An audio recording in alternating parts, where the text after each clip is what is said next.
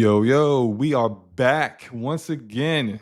DPS podcast on a fantastic Friday night, episode 285, just 15 episodes away from the big 300. It's going to be a crazy episode when we finally get there, but we are here. Got a few topics for you guys. I am one of your hosts here, SloMoBackSlap, with Ramon Terrell, actor extraordinaire, gaming Forte, GameStop, Inquisitor. I don't know where I came from with that. Yeah, he's an Inquisitor. But we go. I don't We know go what's have a going on Slip here. up. He's part of the GameStop Inquisition. He show up with a pirate hat on and everything. Oh yeah. You know, look, with the whole look. It's a. I don't know where I came with that. My bad. But look, we about to have a great I show. don't know. Shout out to the chat. Also, want to let you guys know you should be able to super chat now. I know it's been a while, but you should be able to do that. And also, hey, become a member, become a sharpshooter if you like. You know, we don't we to let you guys know how much we really care more about community than just like whatever funds we get. We literally took forever to get the super chats working again. Wasn't a priority. Also, we very rarely promote, hey, hitting the like button, hit the subscribe button, hey, become a channel member. All that stuff is money generated, but we just care about, you guys coming in, hanging out with us and providing your opinion while we also provide ours. But yeah, do all the things. All the things. If you like, if you want to be a sharpshooter, go ahead and become a channel member. Become a sharpshooter. You want to super chat something that you want Ramon to regale us in his movie actor voice. Then hey, look, go do that. Ramon's going to do that for us. I just volunteered him for it. It is what it is. Anyway. Since I mentioned Ramon, and I just realized I gotta do some housekeeping here. But Ramon, let us know what you've been up to, what you've been playing over the past week. Yo, everybody, thanks for stopping through. It's been a cool week. I finally wrapped up Assassin's Creed Black Flag. I did not, for anybody who's curious, 100% it because I rarely do that, and I extremely rarely do it on open world games, which is why on PlayStation my platinum count is like somewhere in the teens, and Wait, what? on huh? Oh no, not sorry. Oh, Okay. yeah. Yeah. So, but anyway, I did a bunch of side content. It was cool. The new side content that they added for the two new officers that you get, that was pretty cool. But it's funny because the writing quality fluctuates. Almost like you can tell. I can't remember the guy's name, but you can almost tell who the original guy was who wrote some of it versus some of the new writers because and then like they I don't know why I don't know who in art direction has an obsession with fists on hips or hands on hips, but there were a couple times when they had like Edward standing with his hands on his hips, and I'm like, why is he doing that? Like he looks like it just looks weird. Like it looks like he's getting ready to join the crew for the YMCA song. Like it just looks ridiculous. Do you think it's an animation thing, like or a animation budget kind of thing? Because like I remember, like I've played through a bunch of BioWare games, but like back in the day, like say like around 2009 to probably 2017, I think all the games they came out with in that time period seem to all have the same animations. And so like you'll get into a conversation with someone and Forte will know what I'm talking about. When the conversation's over, the way the NPC will walk away, it will be the same walking away animation for every NPC. And it's just like, I've seen this before. And it didn't matter if it was Mass Effect, didn't matter if it was Dragon Age. It was the same animation. It was just like, look, I get if it ain't broke, don't fix it. But not everybody walks, away, ending a conversation the exact same way. It was just odd. But I wonder if that's just the case. They just, maybe they just didn't have it in the memory budget to do too many animations, and they did what they could. I don't know. Yeah, well, there is an animation template, I think, that they choose from, and maybe that was it. But I will say to their credit, however, that um, apparently people were giving feedback, and they're like, why does Edward put his hands on his hips? It looks really unnatural, blah blah blah. And apparently they've gone through and fixed those animations and changed them. So that's cool. Shout out to them for that. For listening to the community. It sounds like they really want to, improve the franchise as they move forward. But Well, and hey, then real quick, we do have a somewhat of an explanation from a bona fide developer in the chat. Agent Deli says, Ramon, they removed the mocap stuff and went in-game / real-time versions that blend game cinematics better. It's to get rid of the black oh screen that ends the cutscene and loads the game. So there you go. well, thank you so much. Thank you so much for that, Deli. Appreciate it. Great to see you here. Also, thanks for Yes. showing up, man. Way better explanation than I came up with. Thank you, Deli. My bad. Go ahead, bro. No, no, it's cool. But yeah. But I mean, that's a minor nitpick. I have two other nitpicks. The combat, while good, the combat is still a little bit like you know what? I'm not going to comment on the combat because this is a remake of a game from 2013. You know what? So I'm gonna remove that criticism because unless they were going to overhaul it from scratch completely, that deserves a pass. And there's 2013 game jank in there as well, like when you're parkouring or when you're trying to fight and then he grabs onto something and starts climbing and then you get hacked down by an enemy. Little things that make you angry, but again, this is a 2013 game that they did a phenomenal job remaking. So, even though those are quibbles that I have, I am very light with that because the overall product is absolutely chef's kiss. It's fantastic. The water from the ocean just looks incredible. Everything about it just looks amazing, and the acting performances it kept intact are really good. The only major thing that I have for it is the performance was weird because when I first fired it up for the first several days, because I played the game maxed out, ray tracing, everything maxed out, and DLSS quality, I was getting about 70 to 80 frames, and then when I turned on frame gen, I was at like over 100, like maybe like 100 to 110, Mm. and then like about a week or two in, like I was playing because I only run Afterburner in the beginning, and then after a while, once I get a feel for how my PC is running the game, I turn it off. Because I want immersion. But then I noticed my frame rate. I'm like, what is going on with my frame time and my frame rate? Like it just started chugging. So then I turned Afterburner back on, and I'm like, it was right at about 55 to 60 frames. And for those people that say you can't tell the difference, well, yeah, they obviously have never played at Yeah. high frame rates. But Yeah, this is it why was I never weird. turn mine off. Just because when weird performance things happen, I'd like to see look and see. Just look over to the top left corner. That's where I always have my overlay at, and I can just see exactly what just happened, and then I can also see what else is going on. Because if I see unusually high CPU utilization, I know that it kind of lends to you figuring out what the culprit is, that kind of thing.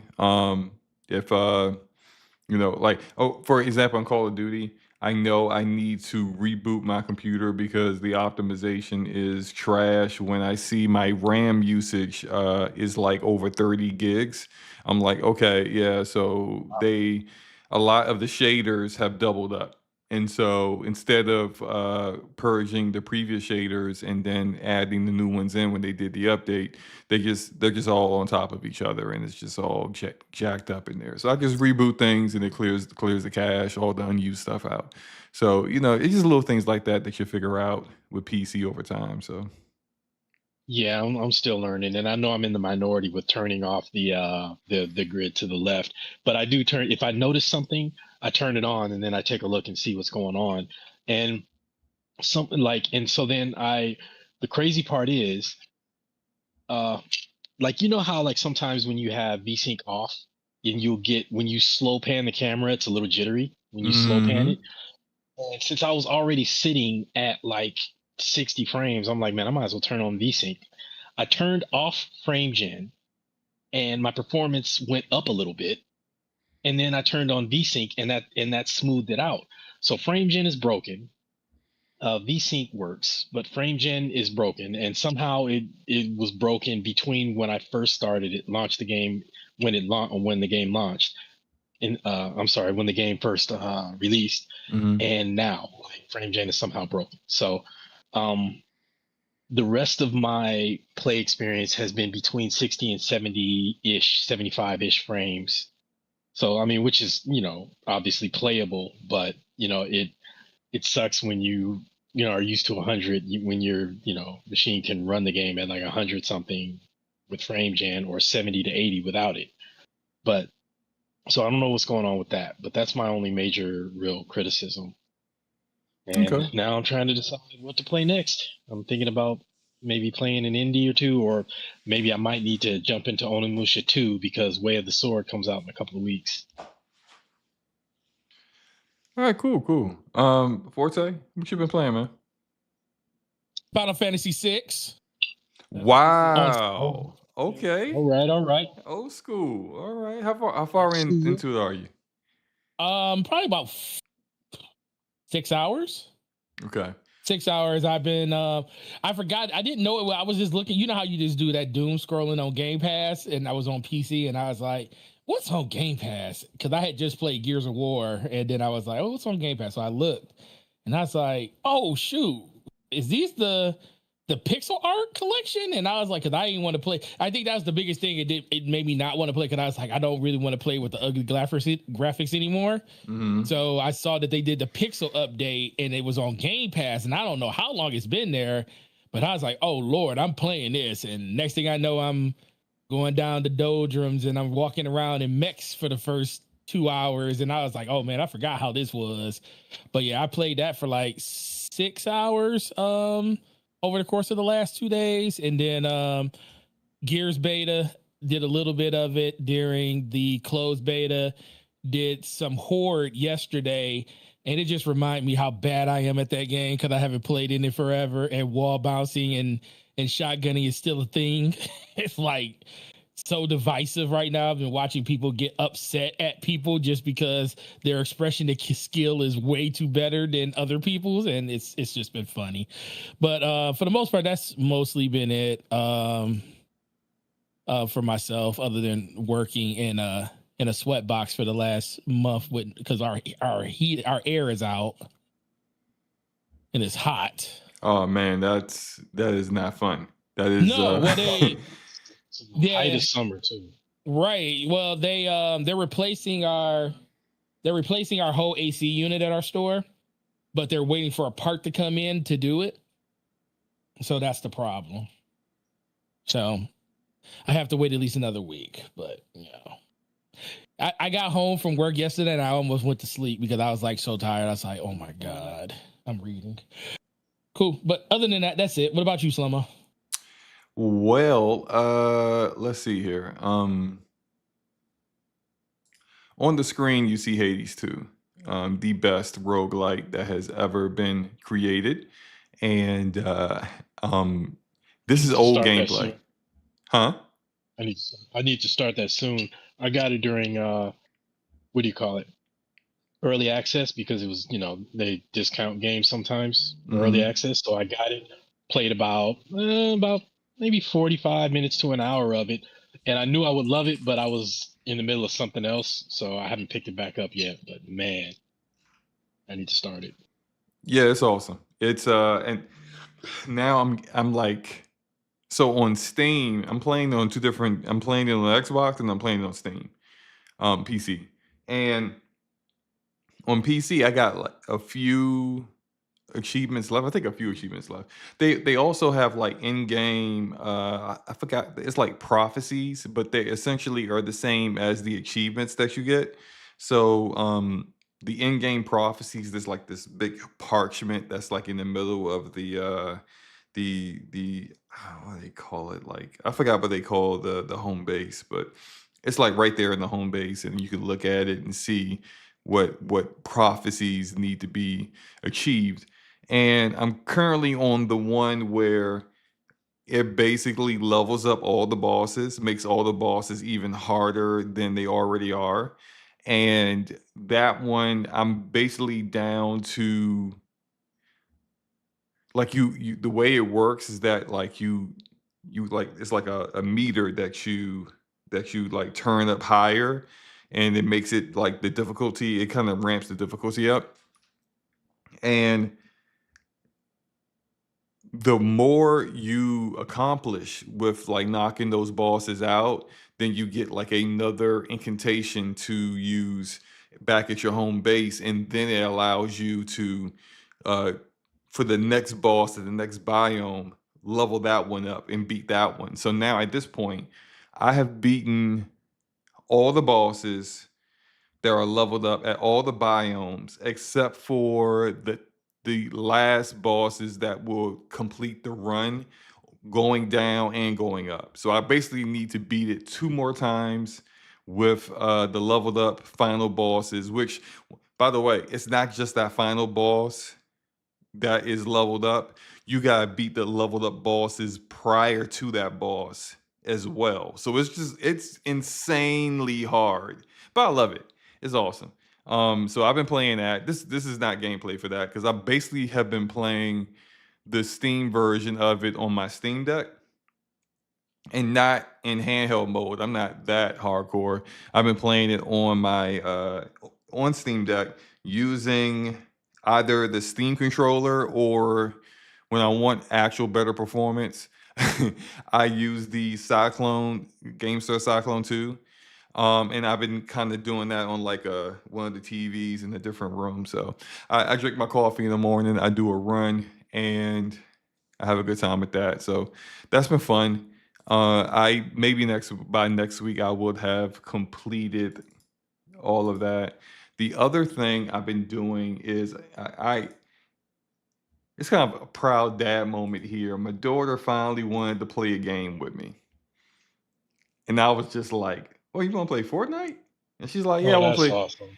I want to play Fortnite with you." And I'm just like, "Oh, you know, really got me in the feels." And so yeah, we've been playing Fortnite. Now, what I want to play in Fortnite is not what she wants to play in Fortnite.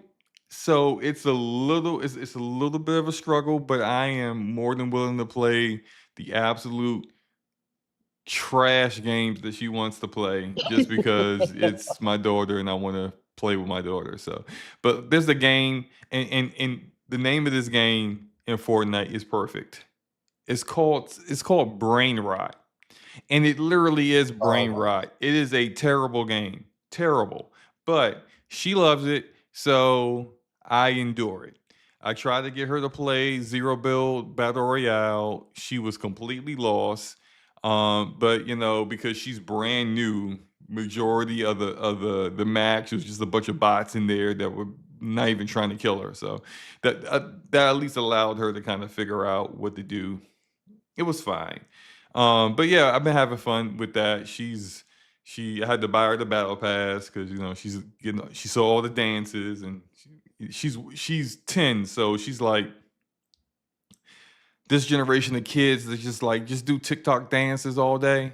It's like she just would be in the kitchen, and instead of standing still, she's like dancing. It's just like stop dancing. Maybe I'm old. I just tired of dancing. But is all the emote dances in Fortnite. She loves that stuff. So she got the battle pass. She's using all the V-Bucks that she gets by leveling up to go pay for all the dumb dances that she sees in there. So it's a good time. That's a good time. Also, I basically have barely been playing anything but this one game here. And Forte, I want you to pay attention to this. I'm about to show it. There's this game. This game All I is see is called. Fortnite. Okay, it's not the game. Hold on. There's this game. Where is the gameplay? Here we go. Still Fortnite. This game called Dragon Sword Awakening. And Dragon Sword Awakening, if you've played Genshin Impact before, then you know exact like the Yeah, UI, I the want art to style, all of it is basically Genshin Impact. The developer, I forgot their name, but they basically just said, "Hey, we're going to take Genshin Impact and we're going to do that." But it's not a gotcha game. There are no loot boxes. There is no, I mean, there is microtransactions to a degree, but it's like it's pretty reasonable stuff. Like you get a character, and it's just so happen that character has some alternate outfit costume that she can wear. You can just go on Steam and buy it for $4. The game cost me, I think it was like $30 or $40. Now the reason why Forza said pay attention to this, because like I know your daughter loves those MiHoYo gotcha games, and here's a basically a MiHoYo style action RPG game that has none of the gotcha stuff in it. And so and it's pretty dope. It's pretty dope. It's got, I would say it has a better story than the majority of the MiHoYo games, even though it's still kind of goofy, but it's something that I actually don't mind paying attention to, and I'm not just like, oh my gosh, they're having another cutscene. Let me go make a sandwich or something. I actually pay attention to it. So it's pretty good. It's pretty good. I've been playing this for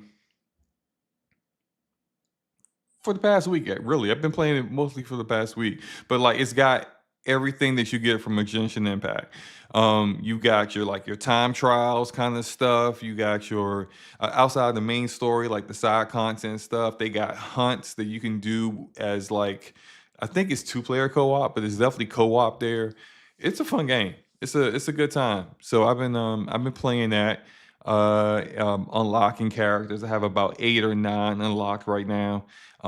Getting the tokens to unlock another character is super easy. It's not like, hey, here's a loot box system. Maybe you'll get one, and then like there's like a mercy rule after you've struggled for like 2 weeks trying to get one, and they just give you one. It's none of that stuff. It's just say play the game, unlock the characters. Sometimes you'll unlock characters through the story. It's fun. It's a good time. If you've played those kind of games before and you like the gameplay and the overall aesthetic and the design of the game, but you just couldn't jive with basically the only way to really truly enjoy this is to spend copious amounts of money for no reason, then yeah, this might be more your speed. So yeah, go ahead and check that out. What else here?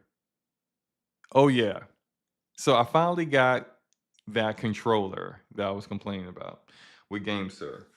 It's partially my fault, but mostly their fault. But essentially, this is what happened. The GameSir Tarantula 8K, which is a 8K version, updated version of their worst controller, which I'm not certain why they decided to do this with their worst controller, but whatever. Um, they had like a cool different color, alternate color for it. That was supposed to come out in July, and I wanted that. And I pre-ordered this thing in June. And then in July, like halfway through July, I haven't heard anything from GameSir. And I'm like, yo, what the heck is going on? And so like I'm talking to the customer service and everything's going fine. Ish, because they're making a lot of excuses that I don't really care for. And then they're like, hey, I don't know, they were getting a little confusing with some of the options they gave me. And long story short, for some reason my email started sending all their messages to spam, and I didn't check that because I just figured like why, when I've been conversing back and forth with this email account, would it all of a sudden just start going to spam? Didn't make any sense. I thought they ghosted me, so I was big mad for like a month. And then I just figured I'll just go ahead and wait for the controller to show up. I finally get notifications that the controller is sending, and then when it arrives, it's the wrong controller. I was Oh my god. heated. Now it's the same control. It's the regular Tarantula AK, but not the special edition, different color one. And I'm just like, after all this, I could have got that one originally, and I could have been had it over a month ago.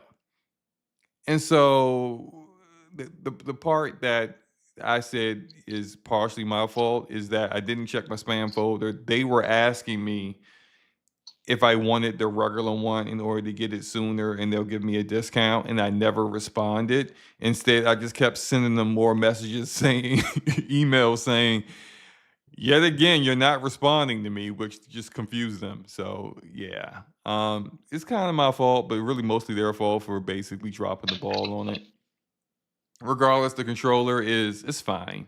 I mean, I think the thumbsticks are not as accurate as some of their other controllers, but as far as performance goes, it's one of the fastest controllers in the world. Is just as fast as the G7 Pro 8K. So if you're someone that does not like offset thumbsticks, asymmetrical thumbsticks, and you want symmetrical thumbsticks like a DualSense kind of controller, you should probably go ahead and jump on this one because it I got a definitely, question. yeah. How does it feel compared to the DualSense? Because the DualShock 4 is what it looks like, and Hmm. although that's good, I really love. I think the DualSense is my favorite ergonomically, but this one looks like more like a DualShock 4. So how does it feel in the hands? And okay, so it's way lighter than a DualSense. It's a super light controller, but it's also the kind of controller. I don't know. I probably should have said this earlier. This is a controller for people who play shooters. It's because it doesn't have rumble in it. There's no rumble whatsoever. Oh no, see that's a deal breaker for me. Yeah, yeah. So like, because people who play shooters heavy and seriously, they don't have vibration on because they don't want anything, kind of like throwing their accuracy off. So Yeah, this entire controller was designed around, giving people the best performance possible, and taking out the things that people definitely wouldn't care for, which is vibration, haptics, that kind of stuff. So it's got basically everything else that you would look for if you cared about that kind of stuff. But if you need haptics, yeah, this ain't it. That there is supposed to be a Ultra. Tarantula AK Ultra that's supposed to have all Yeah, that stuff in it. But I don't know what's going on with GameStop right now. Their logistics, their like inventory pipeline and how they deliver their products is like really it's really kind of diminished significantly over the past so no, year. I have a recommendation on that. So I don't I over the past years I have rarely shopped with Amazon. I practically don't shop with them at all. Mm-hmm. But when I bought my signature edition G7 Pro 8K, I was like, you know what? I'm just going to get it on Amazon because when I heard you were having shipping problems, I was just like, I'm just going to get it on Amazon. I ordered it that morning and it came that evening, same day. So I think because so Amazon apparently stocks. Obviously, they stock some of those controllers. I don't know how long the signature one has been around. Maybe that's why. I don't know how it is for controllers that just released, but like as much as I hate to say it, check Amazon first because you'll get your controller versus the guessing game with GameSir. I haven't had a problem with GameSir, but I've seen multiple people having the same problems as you with uh, getting controllers from them. So you might check Amazon first. Yeah, I tip like before. I used to always try to go to like Best Buy or Amazon to get their Yeah. controllers, or what's the other one? Not AliExpress. There's another one that just sells like mostly controllers. I forgot the name of it. I swear I bought the ZD Not Legend from. Temu? Huh? Temu? No, not Temu. This. It's it'll come back to me, the name of the retailer, but yeah, but some of the stuff, like the special edition stuff that they have, some of it you Yeah, can get at other retailers, but most of them you can only get from GameSir's yeah. website directly. And then it's like shipping from China, so it's like taking forever to get here. It's just like, bro, what the? It's like it takes typically about, I think, like 6 business days or something like that. I mean, that's what we were used to back in the day. Now it's like we're used to like 1 day Yeah. shipping. So. Yeah, now it takes forever. So, no, I mean, but that's about it. You know, a lot of Dragon Sword. I tested the controller out. Like I said, that Tarantula 8K its stick latency is point 25 hertz. Like in comparison, for people who don't understand, in comparison to say the DualSense controller, that's 4 milliseconds. Sorry, not 4. Yeah. 4 milliseconds. This is 0.25. And then you have like the Xbox Series controller, which is 8. Like you just think about like the speed of it is ridiculous, is bonkers. And so it's like the controller's fine. I hate the orange color that I'm stuck with because that's why I tried to get the other one in the first place. But I just decided to just keep it because it was partially my fault for not realizing their emails were going to my spam. So you guys So are you ready gonna get to? that Ultra when it comes? Oh, okay. Wait. I'll keep it something. Am I getting what? No, I was gonna ask if you're gonna get the Ultra when that comes out No, because nah, I'm I'm good. probably gonna do that. No, I'm not getting that one. And I'm also GameStar's not quite on the 8-bit do kick of like getting super expensive, but I do think that that Ultra is going to be at least $100, at least. Because they're 109 up here in Canada for those 8K. So Mm, if it's gonna be 100 there, that means probably about 120, 130 up here. Mm. mm. All right, cool. Anything else before we get started? Let's go. All right. Oh really? Oh really? So, last week, and I can't remember, Ramon, if you were here for the conversation. 'Cause I know you left a little early. But me and Forte were kind of debating. Actually, you were here for part of it. You were here for the part of it where we were discussing who should acquire BioWare. And we were discussing essentially like Netflix being the one to acquire BioWare. And we were and I was saying how I didn't trust Netflix because Netflix, very much like how Google didn't understand gaming, Netflix doesn't understand gaming, and they just change their mind too quickly, too often. Their direction in gaming fluctuates way too frequently. Netflix just basically just proved my point over the past week with this. They have closed Night School Studios. And for those who aren't familiar, or maybe you just forgot who they were, but Night School Studio is the studio who created Oxenfree. And this is like they acquired them a few years ago.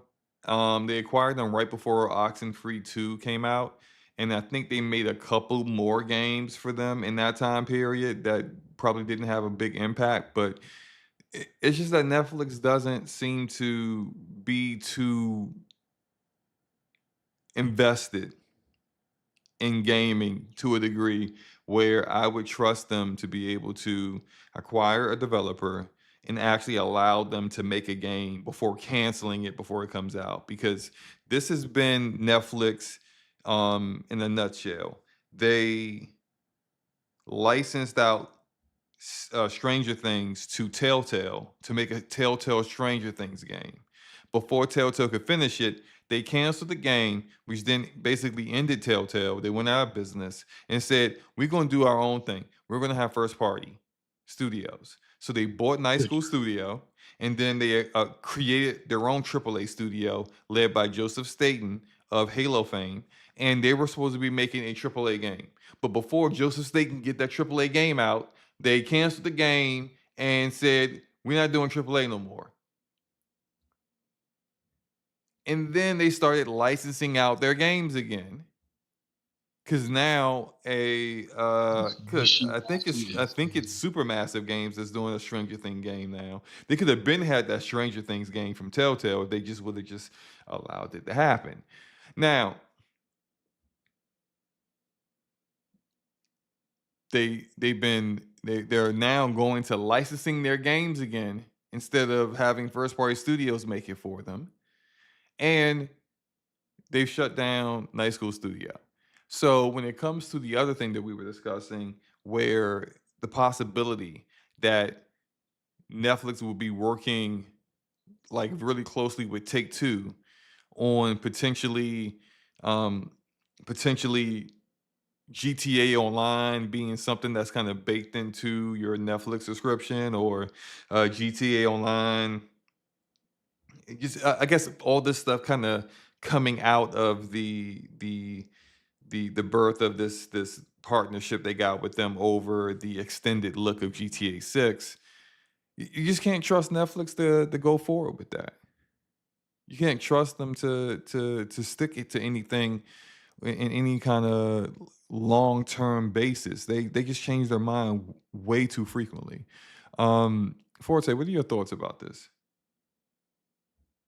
I really wasn't paying that much attention to it. It's like for me, it's a means to an end for the most part. Like what was I forget what did we actually mention? What did we talk about it last week? Was it about the same there? It was like a more nuanced thing last week because we know more information now. We were kind of discussing the future of Netflix with Take Two and Rockstar with Yeah. GTA 6 and what GTA Online could be, but also probably the bigger thing that we were discussing was we know that EA is trying to sell off BioWare and its IP, Yeah. and I had said that I think Amazon would work for what you That's were right. discussing Yeah. because Yeah, that's Amazon's right. already doing the Mass Effect TV show, and we saw when Embracer was basically putting Tomb Raider out there, that like Amazon swooped in to make sure that the games for Crystal Dynamics still came out, because all that cross media is really important for them with the Tomb Raider TV show that they're working on. And I would think something similar like that would happen with BioWare. That said, I still would prefer like other big Western RPG developers just take the IP and work with it. But regardless, um, this is more like confirmation to me that Netflix just can't be trusted in gaming. And so, yeah.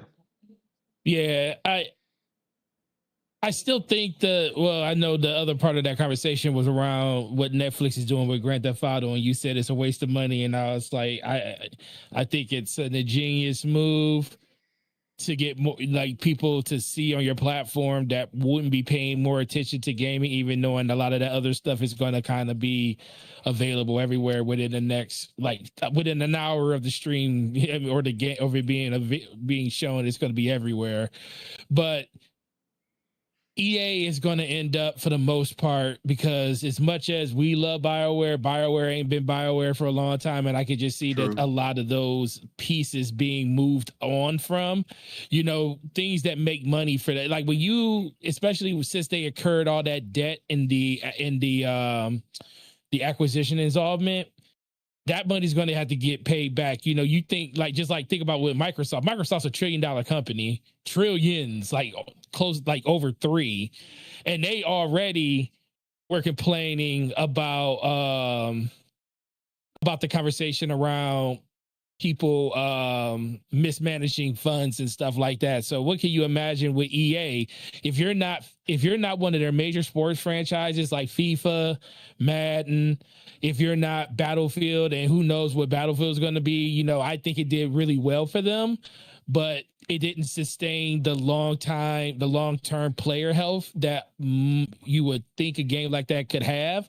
And I think a lot of that has to do with, you know, untimely decisions, untimely, you know, unfortunate things that happen to, you know, studio heads with well, you already know what I'm about to say, but you know, that's all type of things that's gonna kind of be put into play when it comes to this. So I can see a situation where the studio may be, you know, dissolved. It could be let go, and then they just start selling off the IPs and stuff. And that's where I think a lot of these games are going to kind of find themselves, because outside of a very few games, most of EA's category, especially the ones that do really, really well consistently, are all licensed games. Their licensed games is what really carry that company right now. So they'll do everything they can to protect that. And then they'll just, you know, sell off probably the extra stuff to the highest bidders based on IPs. Like, who wouldn't want to work on a Mass Effect game? Because they know that it's a franchise that people would be very, very interested in, especially that we know there's a new one on the horizon. I mean, they even got a day named after it called N7 Day, which is November 7th. So that that has a lore beyond just the game itself. And those are things that's going to kind of speak to other developers and other publishers and stuff when it comes to, you know, divvying out those games and those IPs and stuff. And that's not even talking about some of the obscure stuff that they haven't really made in a while. We saw when they remastered Dead Space, how well that did, you know, and that was a 15-year-old game at this point. So yep, that's kind of where I think it's going to go. But for the most part, it's a good decision to move on for some stuff. But the biggest thing is going to come down to who's going to be the best fit for all of them.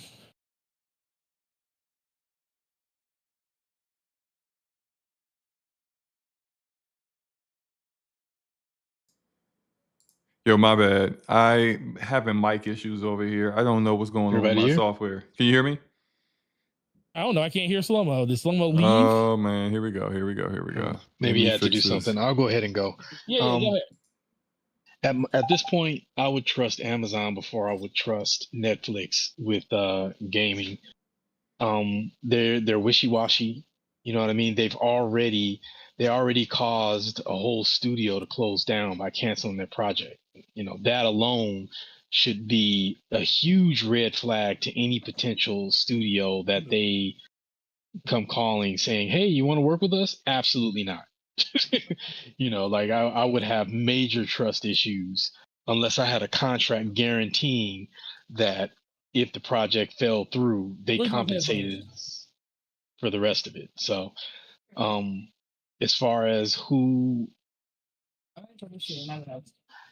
that project could go to, I mean, there's not a whole lot of large publishers. You got a USB-C to HDMI that I would say USB, like an extension cable. Go with, but right now I can't think of anybody. All right, Forte, you got some crosstalk there. Amazon, but then there's also who's that other one? SloMo mentioned them last week, and I can't remember the name of it. There's one publisher out there right now that's doing pretty well, and I can't think of the name of it.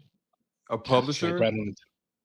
Yeah, you mentioned a publisher last week that it was for a different game, but because it was one that I hadn't even considered, I had totally completely forgotten about. What is it? Oh, CD Projekt Red. Oh, okay, yeah. I think they would definitely work. Yeah, CD Projekt Red would work, but yeah, if I was like, I would steer so far clear of Netflix. It's insane. And with Netflix working with Rockstar on GTA, that'd be an interesting collaboration because, like, yeah, Netflix, they're like, yeah, no, I have no faith in them for anything. I mean, at least with Amazon, they stick it through, and they're like with IOI and 007. They stuck it through. It went well. And, there was rumors saying they were going to take over the sequel, but then, they came out and they're like, no, we're not taking over the sequel. We're publishing it, or something, whatever that whole kerfuffle was. So at least they stick the projects through, so as much as I think CD Projekt Red would be a good fit, if worse came to worst, at least Amazon, the last entities I'd want to see get a hold of it is PlayStation and Xbox. You probably got to reset the game. Forte, mute your mic. Sorry. All right, go ahead. So, yeah.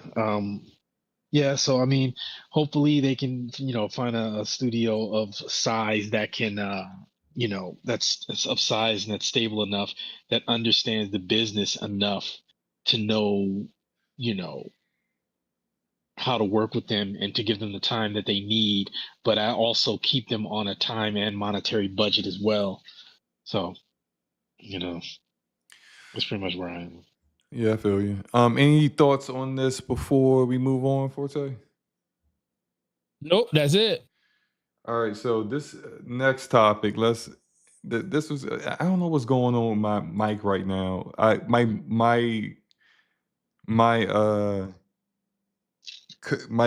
microphone software crashed. Like I noticed it wasn't working correctly, and then I tried to fix it and it just crashed on me. So now I'm just basically it's just straight raw microphone, no filtering software and any of that stuff. So yeah. Sounds fine though. Okay. We'll see how it goes. Oh really? Oh really? So this is another leak that has come out about the Xbox Elite 3.0 controller. And this one was someone had posted pictures of a controller. It may be just a prototype of the 3.0. It may not be what this controller eventually ends up being designed as. But as we've already seen the previous leak of it, we already saw some aspects of it that was pretty interesting. This one is a little bit different. I'm going to try to put this in here without. Oh boy, that's going to be problematic. Okay, I will get this fixed before it blows up all over the screen. I tell you, this for those who just get here for the first time. This podcast is usually not this all over the place. But some of the things that I'll just describe some of the things that are different with it already that people saw. They have a different directional pad. People thought the previous directional pad they had in there looked like junk, and this one doesn't look. I would say this one doesn't look that much better. But it's there's that. There is a button that doesn't have any kind of labeling to it, but it's in between the start and select button. It could be for switching profiles because it's supposed to be a premium controller, or it could be for screenshots because the actual Elite controller 2.0 is so old that it does not have the ability to do screenshots. So that might be it. No one knows. So also it looks like people are saying that the removable battery in the controller is something that is happening because of the EU regulations. Apparently the EU now says that you can't have controllers that don't have removable batteries because once the battery dies, the controller is useless. So you gotta have a battery that is can be removed and replaced. I don't know how true that is, considering that there are controllers out there being made by third parties that absolutely do not have a removable battery. So I don't know if that's the reason why they're doing it. But well, none of PlayStation controllers are removable without taking them apart. Right. So I don't know how true that is. Of course, this thing looks all stretched out. Anyway, pause. That's the controller, and it's yeah. I still don't like the way it looks. I still don't like the design of it. But Forte, what are your thoughts on it? I'll have one day one. I'll have Well, one. you know I'm gonna buy one anyway, but still, like, it's I'll have one day one. I don't know why SloMo up here sitting here saying I don't like the way it look. It look all with this I screenshot. It's all don't like the stretched way it out. look, but Why you won't it's buy got a one? carrying case, so that's nice. It's always had a carrying case. What? Carrying case, and that's nice. Now here's the back I of it, know right? you looking at he talking about it like it's like that's a new feature. It has a carrying case. But look, the way they've been going, you would be the way this industry has been going, where they increase the price and give you less. The fact that it's still having a carrying case is a least. So the question is that rechargeable battery in the back. Can you put regular batteries back there, or do you have to go with the OEM batteries that they sell? I don't know, because again, Because that battery packs looks just like the one that comes in the play and charge kit. So it's probably the same thing. I got questions outside the battery. Yeah, go ahead. What's your question? Huh? What do you think the chances are this controller is going to pull anywhere near 1,000? It better pull 1,000. Okay. Here's the thing. 2,000. Here's the thing. Because you know where I'm going with this. Go ahead. Yeah. 1,000 hertz polling is the bare minimum for a premium controller. You cannot put this thing out there and, like the Elite controller, essentially it's 250 hertz polling, whether it's on PC or Xbox, and you call that a premium controller. That was fine when the 2.0 Elite 2.0 came out back, what was it, 2018, 2017, whenever that was. That's a decade ago. You cannot do that now. You got controllers out here. I have a where is it? It's a GameSir. I cannot. It begins with a T, but I talked about it on here a few weeks ago. I got it for $20 from Walmart. Actually, I got it for $10 because it was on sale. It's a completely just a wired controller, but the controller does 1,000 hertz polling rate on PC. Like if a $20 MSRP controller can do that, there's no way in the world, and you know this thing is going to cost you like $200 easy.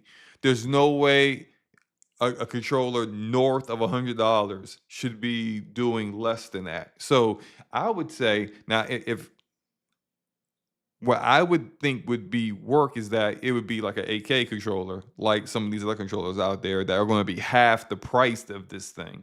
But bare minimum, it needs to be 1,000. And it needs to have much better. It needs to have TMR thumbsticks. It needs to have Hall effect triggers. We do see there's trigger stops in the back. So it does have trigger stops, but I mean, so did the 2.0. So what, right? And it still has back paddles. The back paddles in the 2.0 have been great. But the biggest thing that this thing needs to do is needs to have way better build quality than what they've had with the Elite series, period. Because if the build quality is as trash as the 2.0 is, people are going to fry them up. You out here selling a controller for north of $150 and your bumpers break easily. You get stick drift super easily. You got your USB port dies on people. Like what is happening? Like that's just not acceptable whatsoever. And you can't have companies that like are doing budget controllers. Like I got a LedJoy Xeno Plus. Thing cost me like $50. That controller completely bodies any controller Xbox has ever made. And so although I understand that on consoles, you're gonna lock or cap polling rates and latency so that you have a level of consistency and that you have a very strict profile for developers to work towards and not have, say, on the potential of someone to get a controller that's an 8K controller, and if they're pushing 8K polling, that's going to impact the CPU, which impacts the performance of the game on the console. They don't want that, so they lock that stuff down. I get that, but you need to make sure that like everything that you're doing is on the up and up, and so they also have this a new protocol It's not really new, but it's their protocol. So Microsoft made X input, which is the main protocol for controllers that most controllers are using on PC. That's what everyone still uses. The Xbox Series controller, the latest one, latest version, uses game input. And game input is like their next step up. It does everything that X input does, but it's supposed to do it better. And it's supposed to allow more functionality, be better at gyro, stuff like that. And more than likely, this Elite 3.0 is going to be using game input, as well as there's another picture. Let me find the other picture because it has like the guy who leaked this showed the top of it, and you can see there's like a LED screen at the top where I don't know what you could put there. Probably tell you what profile you're on, or I don't know, say hello to you, goodbye, whatever. I don't know, but all the functions that this thing is going to have is probably going to be using game input. You should also, if you're going to be upgrading the protocol that you're using, you should also be upgrading the performance of everything else. So I'm talking like 1 millisecond latency. I'm talking if you're doing 1,000 hertz polling, hey, go do that on console too. Like if your next Helix console is supposed to be so powerful, it's basically supposed to be like a PC, or basically it is a PC. Well, actually have performance of your controller, your input device that actually achieves that or is matching that at the the bare minimum. So, Ramon, I don't know if that answered your question or not, but No, my question is, for a controller that is almost guaranteed to be vastly inferior, yet at least two and a half times more expensive than several of the controllers that you have that you have, why are you going to buy this thing? Other than addiction? why have I bought any of the controllers I have, Ramon? But at least those controllers, like yes, we're talking addiction here because mildly afflicted me with it. But at least you're Mildly. at least you.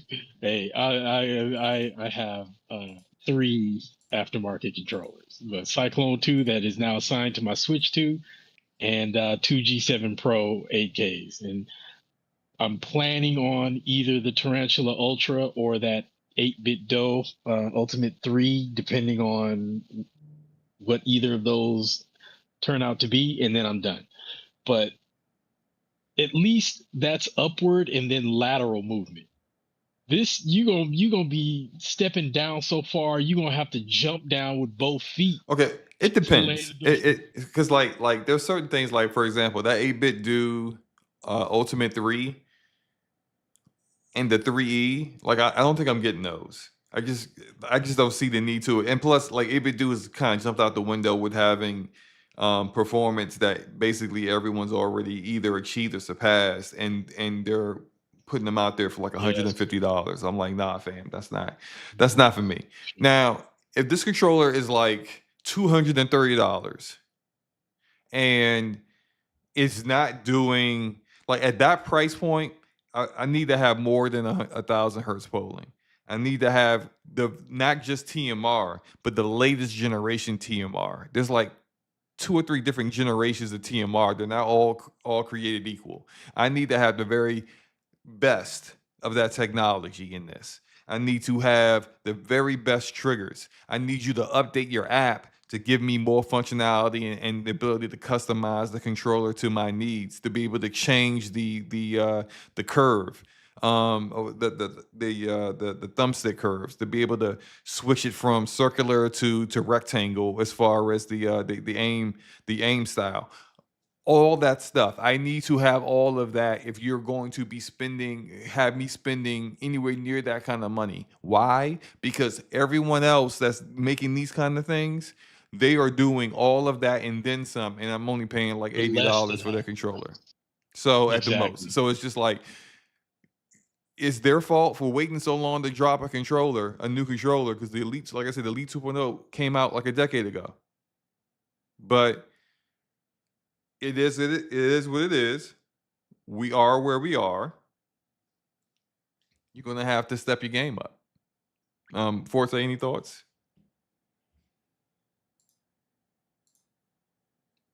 Did we lose Forte? Are you muted, Forte? Yeah, maybe he had to step away. Yeah, that's fine. That's No, fine. what was the question? No, my daughter was talking to me about something. What was the question? What are your thoughts on the controller? I told you. Day one. Yeah, but I mean, Day one. we literally were just talking about all this other stuff. So you're still day one. I'm still day one. I don't care. It's an elite. It's a version 3. You know, you gotta. Okay, Just the thing. what if it's over $200? The last one was $200. Yeah, but it was actually worth it then. What do you mean it was worth it? What's the difference?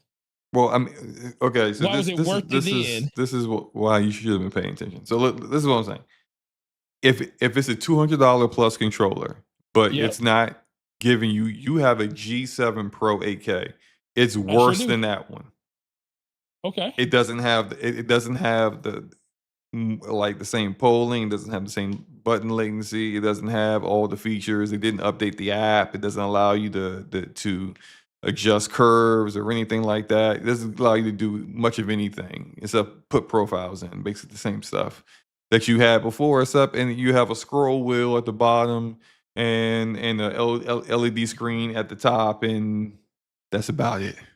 Oh, They said that's about it. and it can play games in the cloud better because it's directly connecting to the cloud instead of your local hardware, which is definitely something that they're going to do with this controller. But Yes. most people, I say most people don't care about that because most people don't play games through cloud like that. So it's more of a future proofing kind of thing, so to speak. So all that for $230. You're still down? I'm a sucker because I like the way that controller always felt. This one looks a little different. It may not feel the same. I think I'm a vibe. I mean, to this moment, I still believe the Xbox design is still the best, the most comfortable feeling one. I mean, even this 8K Pro is modeled around an Xbox controller. So even like Nintendo's Pro controllers are still modeled around an Xbox controller. Like PlayStation's the only one that has their own unique style with their own controller. So it's not saying that I don't disagree with you. It's just that it's just like even with the Pro controller. Like technically, I don't need the Pro controller for the Switch 2 anymore because I have this 8K now, and I can use that on the Switch 2, which I haven't tried yet. I need to try that. I haven't played the 8K on the Switch 2 yet, but it's just more of a like it's just how you have your moments where you just want to go buy every controller out there, even knowing you already have the best version of a controller and it's the best version. You just keep buying controllers. That's why I'm interested in this controller, because I bought every Elite controller up to this point, and I just want to see because what people tell you and what you feel are two different things. Like I was perfectly fine with my Elite controller until you started berating me and telling me that controller's trash. You should get this, and I'm not saying you weren't. Well, I'm not saying you weren't right, but up until that point, I still didn't care enough because the Elite did everything I wanted it to do. Now, the 8K is way better. It's definitely performs better. It feels better when it comes to playing. The customizations are second to none. I haven't used 8K polling, but shoot, just 1,000 polling is just ridiculous. So those are all things that you would want to see in a next generation controller. That's why Ramon was saying what he was saying. So if it didn't even at least give you 1K polling, would that be a deal breaker? breaker. Yeah, that would be a deal breaker because that's like, especially now that Xbox is more PC than anything. The reason that the reason the Elite 2 wasn't is because it was still more it was a console centric controller still. Now you don't really have an excuse to not make your controllers more compatible with PC gaming, even though they already been compatible with PC gaming because that's the universal standard when it comes to PC games. But now you don't have an excuse. You talk about how you want people to play on PC and all this other stuff. So you should like give us those PC features when it comes to our controllers and stuff. So I would say certain things like TMR, all that stuff, stuff like that is like mandatory. And those would be deal breakers where it wouldn't make me try buying it, but it doesn't have to be the best controller. It's just want to try new things out, but it has to have at least a bare minimum. I'll give you that much. It has to at least live up to the last 4 or 5 years of controller compatibility than anything else. Yeah, I can rock with that. So there you go, Ramon. We're not going to just completely capitulate and just buy it simply because it's an Elite controller. Now I would have. It's gotta be the bare minimum. Now, if I didn't own an 8K, I'll be with you, Ramon. I probably would have just bought it because it was a Series 3. but no, you know what? And I get that. No, I'm sorry, I didn't mean to cut you off. No, you're good. No, but I mean, because that's 100% true. Because there's going to be people out there that's just going to buy this controller because it's a Series 3 controller. That's literally the only, and I would have been one of those people if I didn't already have a better controller to compare it to. So those are SloMo's right on the money when it comes to that. You know what's funny is I didn't realize it until like I bought my my G7 Pro 8K, the signature Royal Signature Edition. I didn't realize until I got that that how they inched me up in price. And what I mean by that is I was ecstatic, and we hadn't talked about it Forte when I got it, but SloMo, because you want to turn me onto it when you did that first post on Blue Sky. When I bought my Cyclone 2, and I was the responsiveness, and then just like the mechanical buttons and everything. Oh, you saw my like, post on Blue Sky? You was probably shocked. No. I'm talking about this was before we talked about it, Forte. This was SloMo's post. Oh, this was when he it was last year when he posted the polling rates of all the controllers he had. And when I bought my Cyclone 2, I was like, this controller, because up here, the base up here, the DualSense are the same as prices a game. They're $89.99, and then the special colors sometimes $99.99.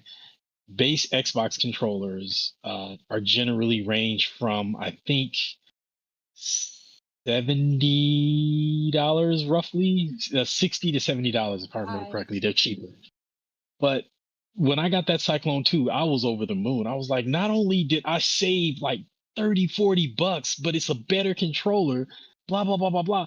And then the next thing I know, I'm buying my Neo 3 GameSir 8K, and it was $109.99. And I didn't even it didn't even register to me. And then when I got the signature for the same price, I was like, how did I go from spending less on a superior controller to spending more on a vastly superior controller? It's funny. I never thought I would spend that much on a controller. Personal space. So I'm I think it's kind of funny how that just kind of happened to me without realizing. All right, let's go ahead and move on to the next one. Oh, really?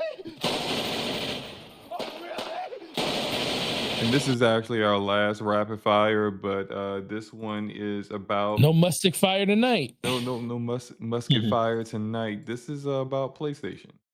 PlayStation has revealed a new custom console. This is for Insomniac's Wolverine game coming out next month. And I gotta I'll just say real quick, I do like the design of it. It's got like these claws that reveal like the It looked like an Xbox under controller on the screen. under the Y, would it look like an Xbox controller on the screen? I see an Xbox controller. Okay, now you changed it. No, I've been changed it. You just need to the screen it No, up. no, that thing just changed. So what you got like no latency? You got normal latency on? No, I have low latency on. Man, that took forever. Anyway, so the controller and there's a controller and a console that is Wolverine themed. Shout out to everyone that is still on PlayStation's neck. If you go on YouTube and look up Man, I love it. the Oh, trailer for man. this, Man. all of the comments are like, "Oh wow, that Wolverine limited edition seems very physical." They're just like, Wolverine's a very holds physical down. character. I'm just like, they are not letting go at all. They are They not. shouldn't. I'm so Yeah. proud of them. It's hilarious, but like, so They're gonna crack though when the game comes out. Oh, of course. So I'm going to ask a very, I guess, redundant question to you guys about this. Are either of you going to buy this custom console or the custom controller? Forte, would you like to go first? Oh, you want me to go first? Sure, go for it. Sure, I'll go first. This is like probably one of the best looking systems they made in a long time. I like the color scheme. I like how the controller matches. I like the tears in the system. And this would be an amazing system for somebody to want to buy if they actually cared about that ecosystem enough to, overlook the fact that Sony put their middle finger up to you in their earnings call. But with that being said, no. First of all, it doesn't even come with the game. So it's not like you even get the game with this. You're just getting a digital. I mean, they haven't announced it yet, so I'll keep that. I don't know. It might come with the game. You probably are not getting the game with this. You're probably. I don't think you're getting the game. I will say this: it's a dope design. It's a sweet looking system. It's a dope design. I like how the claws have cut. It's through like through the console, and you can see the exhaust fan under it. That looks amazing. Yeah. That said, great. I'm not spending money on another console. Like, because like essentially, what's it going to be like $800? 600 minimum for the PS5. So a base base PS5 already costs what $650 for the digital, and then $700 for the one with the disc drive. So this was gonna cost $800, which is well over 1,000 up here. Yeah, no. Say, listen. Outside of the fact that this is a nice physical console, and you like how they showed the system without a disc drive too. So that's another tip right there. They say we ain't even gonna show you the console with a disc drive. Are they even? This the other thing. Are they even going to have an option for you to buy this console with a disc drive? No. I mean, hold on. I mean, because it's custom. So if you get the disc drive, it's going to look all weird on it. No, exactly. They're not going to do a custom disc drive that's yellow to fit this Definitely or black. Not. Well, are they just gonna? But see, this the thing though. Didn't the 30th anniversary system that they made? It came with 2 plates in the box. It came with a regular plate, and it came with a plate for the disc drive too, so you can use it. Well, I mean, that's the 30th anniversary. That's the one that was themed to look like the PlayStation, the original 1, PlayStation. Right? Yeah, so that's different. That's different. That's them. Yeah, but that's them paying homage to their roots. No, that's them paying homage to people. And that's also back when they were still supporting physical like that. Now they not. And they're not gonna make something and make a custom of something that they only intend to sell for another 15 months? Another 15 months? So this is the other problem with this whole situation, and I agree with you 100%. But these dudes went out there in 2020 and sold people disc drives of consoles that they are not going to support past 2028. Shout out to the Real Nate in the chat. He said there's a disc cover for both versions. So that's interesting. Oh, that's what I'm saying. It's probably going to come in. It's going to be. That's kind of crazy. So they're probably just going to do a digital version, and then if you already have and then you could buy the disc drive for it, and then the plate comes in there for the disc drive. Because all it is just a cover. because usually their special edition, because even the Ghost of Yotai one, I believe, comes with 2 plays. Okay. But they also had a physical copy of the Ghost of Yotai one too, though.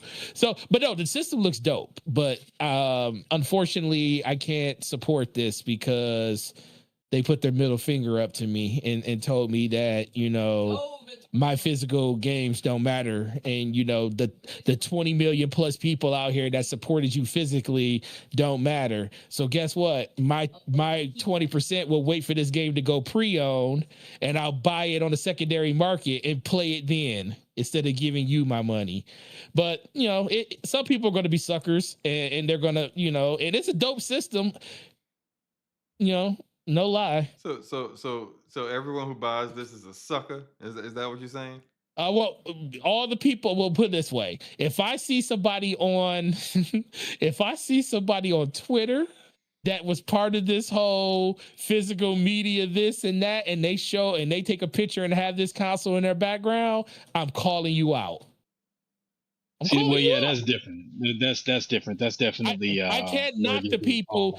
I can't knock people that just buy this system that don't know any of this stuff. Because as much as we know about all this stuff going on, and there's a loud voice being spoken about this, like you said, SloMo, they're on their neck for everything.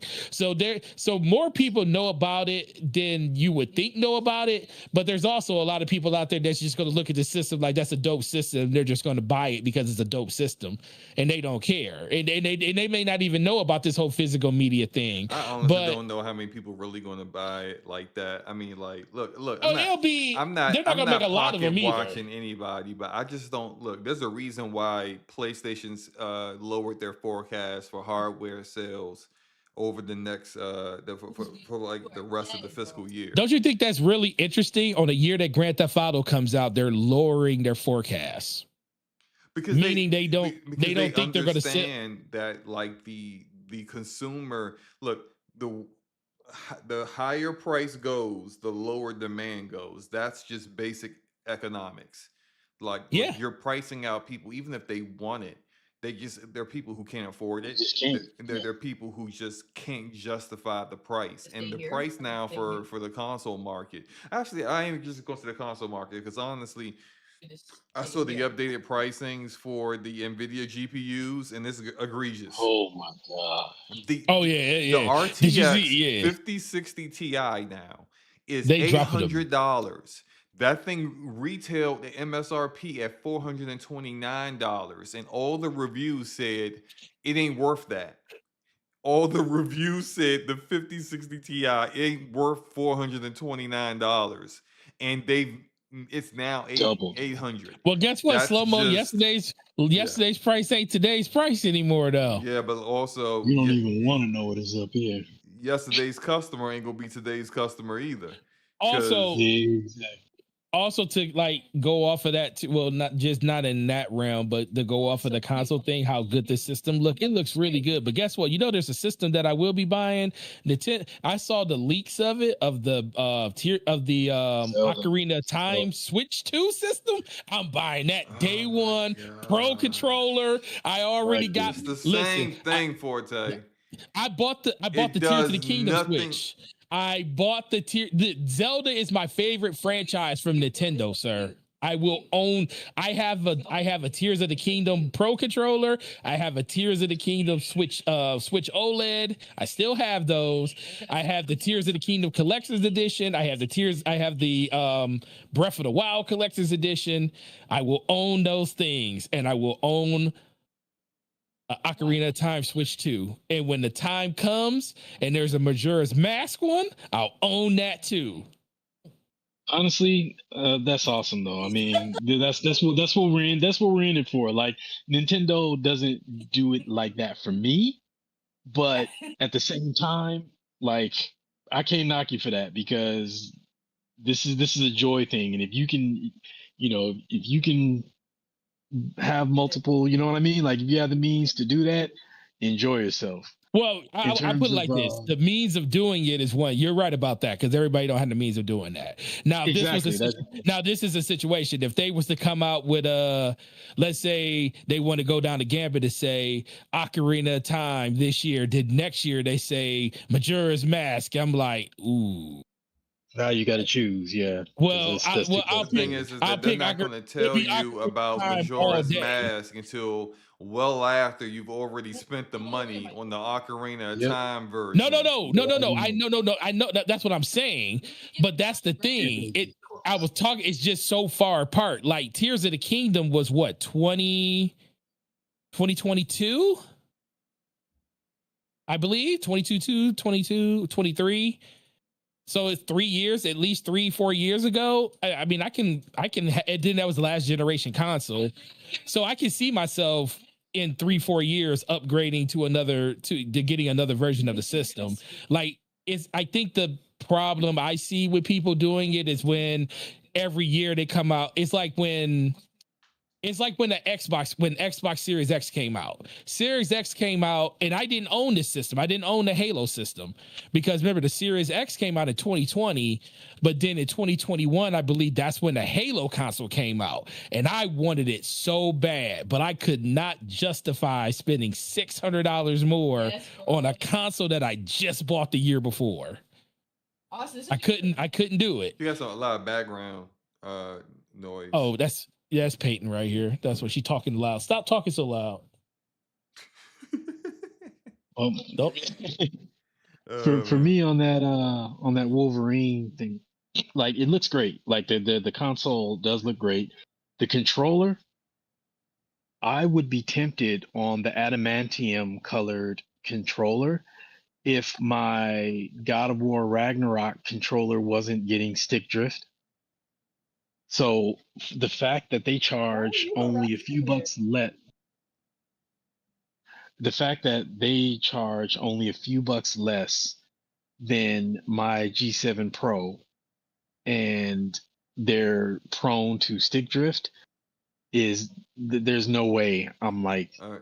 So Like, this Sir, is this controller it's on a mantle. This is not a controller you play with. This is a controller you sit on the mantle. You look at. at. This is a controller that Don't you do just that. buy and it's like on a wall somewhere. It's just something to look at. You don't play with this Yeah, controller. see, that's And I would say no, this that's absolutely at this point that when it can't comes be. to PlayStation, Sony has like there is no real third party market for PlayStation controllers because Sony has made the Nope. license so expensive that like a lot of the really good controller makers that make like great controllers that are cheaper, they don't want to affect their brand by like GameSir and 8-Bit Do and Gillikit stuff like that. They don't make controllers. Well, Gillikit doesn't make controllers for that work on anything but PC and Switch. But 8-Bit, I'll use 8-Bit Do in GameSir, for example. They make high quality controllers that are budget priced, affordable price, mid range priced at the most. Like 8-Bit Do's most expensive controller coming out is going to be the Ultimate 3. That's about to be about like $150. That controller is too cheap for PlayStation. Like the license is too expensive for them to be able to do that. Yep. So all the quality controllers where you'll never have to buy another controller again kind of controllers, they're all north of $250. So I would recommend you do this, and if you want this controller because it looks awesome, I would say buy it and then put it on your wall somewhere. Put it up on a nice little stand. I saw someone who's got like they have an entire wall in their game room, and it's got like pigs in the wall, and they can just stick controllers all over the wall. It What looked up, though? dope. You know, I think that's cool looking. Put the controller. Oh up yeah, I'm there. good. That was a butt dial. Forte, can you mute your mic, bro? I mean, this has been going on all night.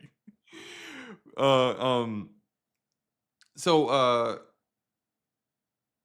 what was I saying? This is what you do. About Yeah, this is what you do for PlayStation. The cheapest. This is also how they price their license to make sure that the Edge is the most attractive option. all the controllers that are cheaper than the Edge that you can get are inferior to the Edge. They're cheap because they don't have any haptics in them, or they may have TMR thumbsticks, but it's got like major defaults with like latency and accuracy and stuff like that, or it doesn't have trigger stops or whatever. It's always an issue. And most of them are like Razer and Scuff, who are garbage.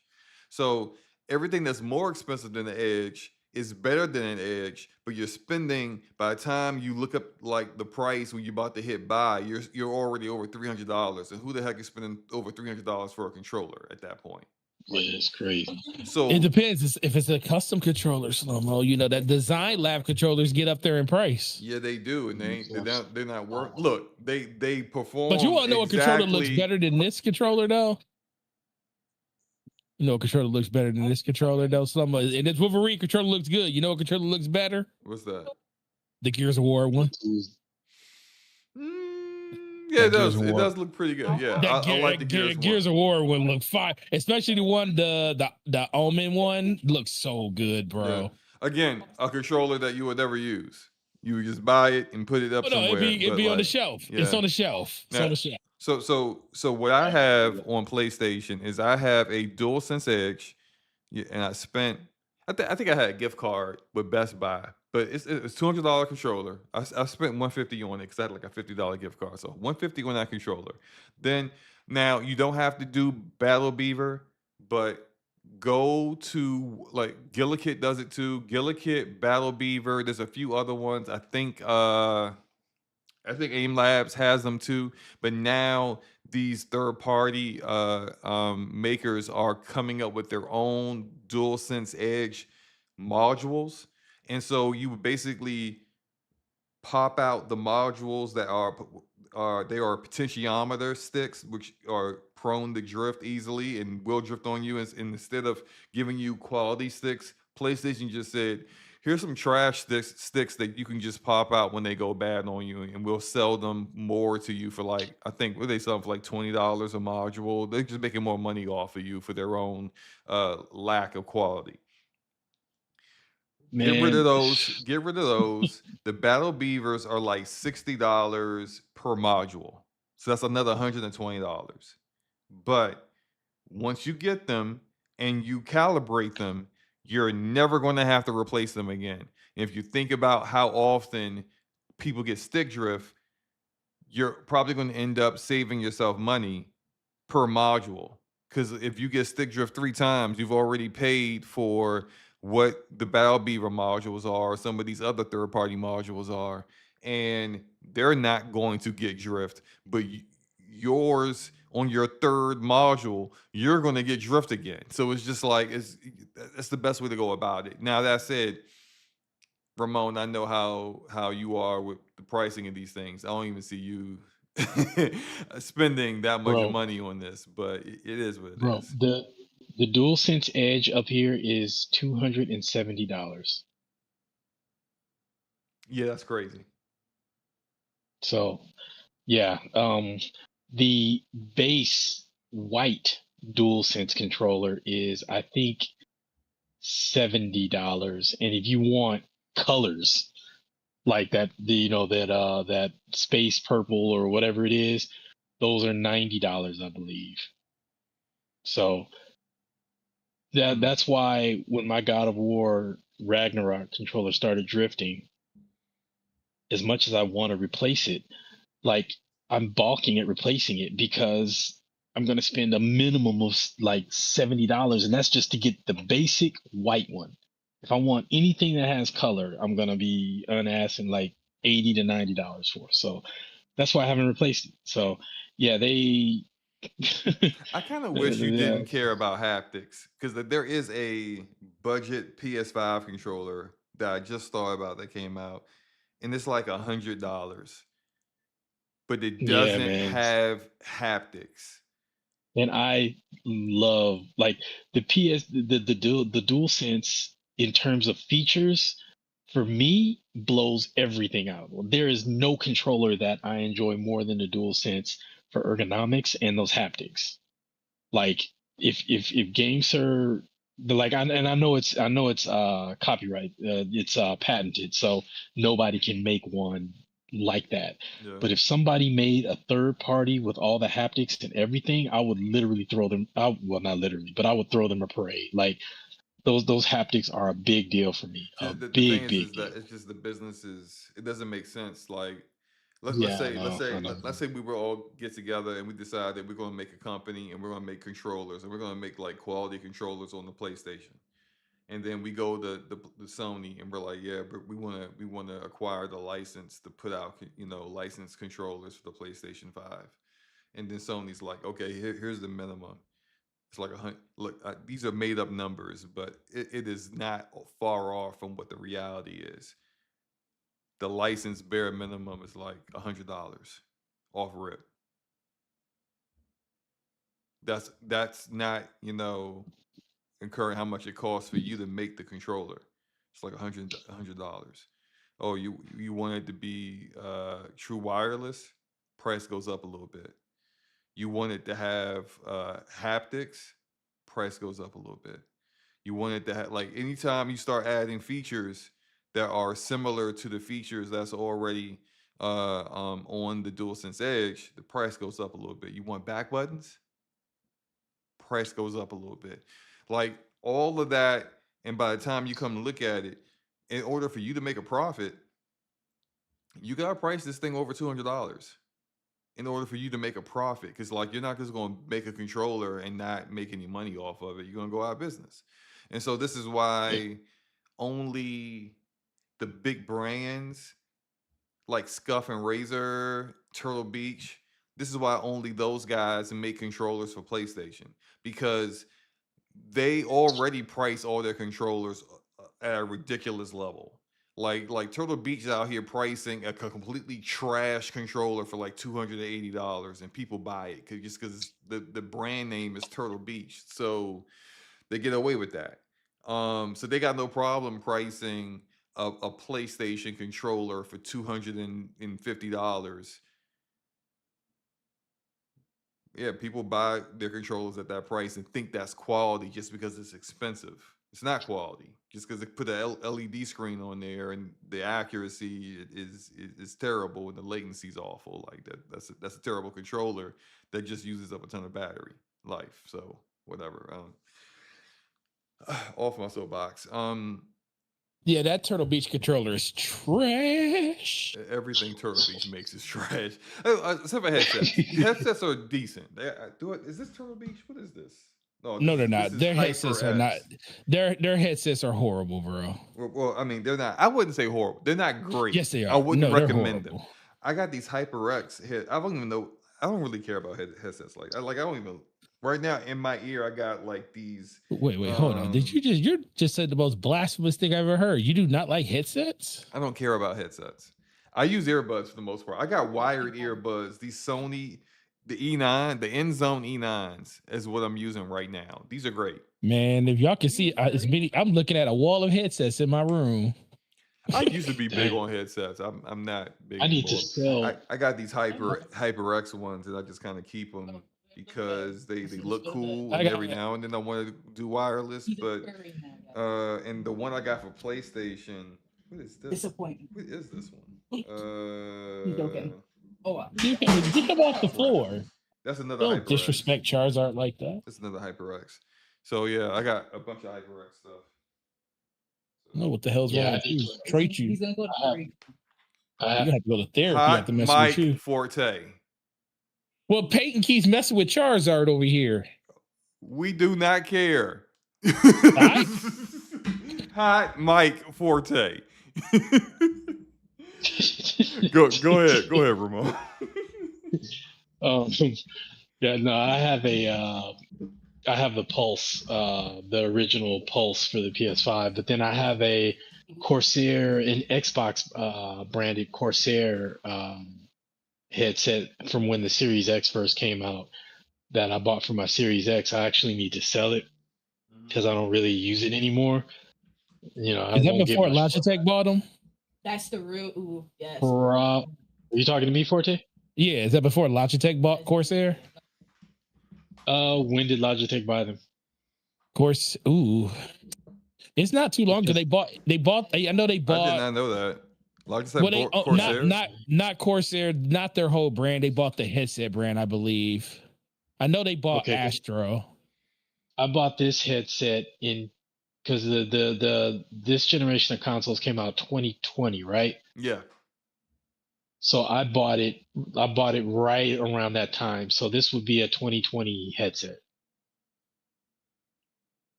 Shout out to 81, man. He got those Nova Pros. That's what I have. I use the Nova Pros. Swap up a battery, baby. One of the best headsets ever made. Yeah. I just use the living room setup. So the only time I use a headset is when I'm playing like co-op, which we need to get on some Forte Horizons. I have a question. How much of an audio buff are you? Do you have like a surround system in your living room or anything like that? I have a 7.1. I just always, because I always wondered, like, because Taz, I know Taz, shout out to the homie Taz, that man refuses to wear a headset. And like he said I paid too much money for this stuff. I think he got like a 9 point something. And I paid too much. It's ridiculous. I've been in his house, the room shakes. It's kind of crazy. I'm kind of the same way. Like my setup probably isn't as powerful as his, but my setup is pretty powerful. Like if I cranked it, I could vibrate the room, but I kind of had to go. I had to go middle of the road and even going middle of the road, my wife was looking at me like I had lost my mind. Oh yeah, my brother. My brother's more savvy about it than I am. So when he was telling me what, after I finished the whole setup, what it would be, my wife was like, "How much?" Oh. So like I literally had to ease into each thing to get each piece. Yeah, I had to ease into it, dude, because like she was like, "You done lost your mind." So I kind of eased that one by. So that that means you got some stuff then. So that means you got a power conditioner and everything then, right? I don't have I don't even know what that is. I have a Denon receiver, and then that's what I have, a Denon receiver. Yeah, and I have my speakers are there's a place up here called Visions, and they have a in-house brand called Soundstage, which is basically owned by JBL. Mm-hmm. And so then my rears are that, and then I have I don't even remember what my other ones are. I have 2 towers. I got clips from mine. Polk. I have Polk. Oh, you got Polk audio, man. Polk, man. Ooh, I love Polk. Polk tower. Yeah, they're pretty amazing. I've heard of Polk before. I guess that awesome. means it's good because I've heard of it before. Well, Polk started with Polk started with it was always home audio, but they got their name really in car audio, but then their home audio just took off probably 10, 15 years ago. Yeah, I got clips for all of my towers and my sub and surrounds. Clips is good. When I tell you there is no better feeling than when you are playing a game and something happens overhead and you hear it come out of those ceiling speakers, it's the best freaking feeling. What's the go-to movie to test it? I don't really watch movies. This is purely gaming. Oh, okay. I can't test anything without watching Top Gun. Top Gun is what I test everything on. Oh man, yeah, I can imagine. No, for me, it's there's been so many examples now, but like I was playing South of Midnight and the crows in the trees behind me overhead. Yeah, and like literally one of them caught, and I looked up because I forgot, and I was like, "Oh man, this is awesome!" And then in Forza Horizon, when the plane flies overhead, when you're racing the planes and everything, you just hear that all go overhead. And then like games where there's helicopters and you hear the helicopters overhead, it's the best feeling. It's awesome. I almost want to actually try this. You should do it, SloMo. You should do it. SloMo, When I tell you there is nothing like it, It's okay, nothing. have you both played Tales of Arise? SloMo, I know you have. Yeah. Forte, have Yes, you? Yeah, I beat it. have. Yeah, I have. Okay. You know that when you're doing those when you're doing the chain attacks and then the person who I can't remember who pulls out the gun and shoots from left to right? Mhm. Dude, it starts from my left tower to the left of my TV and it just across the center channel and to the Wow. right. Like you just Okay. hear it go Okay. from left, center, Okay. and right. Slow-mo, when Okay. I Hold on. tell Hold on. you So when we look, go ahead. I got a homework assignment for y'all. I need Okay. y'all to recommend a setup for me. Oh But man. but hold on because I Tell know me a budget. hold on. Yeah, exactly. I'm about to tell you a budget because Give me a I budget. am not going to be straight balls to the wall spending like ridiculous amounts of money on something that I might use 2 times and be like, okay, that Oh was no, cool, but I'm you'll not going use to it use more that. than 2 times. Oh, Like that's believe what me, you we think. will use it. We will use it. Okay, We look. will use it. So When you hear just that rain come from over. give me I want recommendations from both of you. But like I don't even know what like a good price for like a quality setup is. So just imagine being cheap but wanting good quality, and then y'all hit me with what y'all got, and I'll see what I'll do. Okay, well, it shouldn't be too hard for me to recommend because I don't have top of the line. I'm middle of the Oh, I road. didn't mean right now. I mean like later on, because we about No, to no, get no. into the I know final what you topic. mean. Yeah, but like yeah, Okay, just well, no. I'll hit I know y'all what you mean. later. I'm just I'll hit y'all later. Well, we will bef- discuss. before we go to the final topic though. Mm-hmm. Can uh Ghost of Yote? I can only imagine, bro. I can only imagine. Dude, Ghost of, well, no, I'm not even talking about this round. I'm talking about the DLC. Oh, the Um, DLC. Okay, got you. it's kind of funny because I'm still very upset with PlayStation, but you gotta hate them because they know, like you know how like something that you like so much, the minute you see it, you get an adrenaline surge and everything just brightens. Like the minute I saw that DLC, I was just happy, and I was like, God damn, please! Like I love that game so much. When I saw that DLC, I just lit up. It was like I was just like, man, I almost hate that I liked it so much because there's no way I'm missing out on it. Fortunately, it's only $20 up here, but Yeah.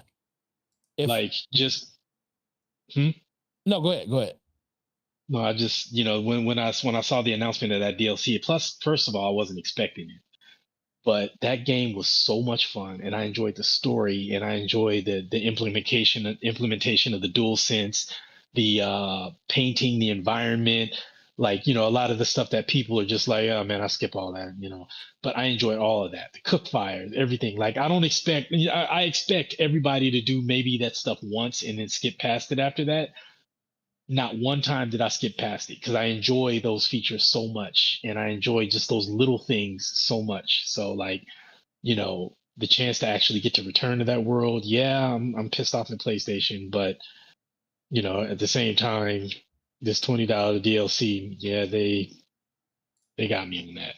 I got one for so last thing on the audio. One thing I want, what you should try, and I think it's still in Game Pass. Quantum Break is freaking incredible. You know what? I have it. I just haven't. I've never played it before, but I have it on PC. So I got to start. Yeah, Quantum Break is pretty incredible in surround sound with all the slowdown and everything and all the bullets and stuff. It's so crazy, especially when you like dang near stop time. It's crazy. And Battlefield 6, everybody knows the mastering of like play the campaign and war tapes. My God, you feel like you in the middle of a battle. For real. Peyton came. I remember my wife was like, "What is going on in the basement?" I was like, "Listen, enjoy the massage." I said, "Enjoy the massage on your feet."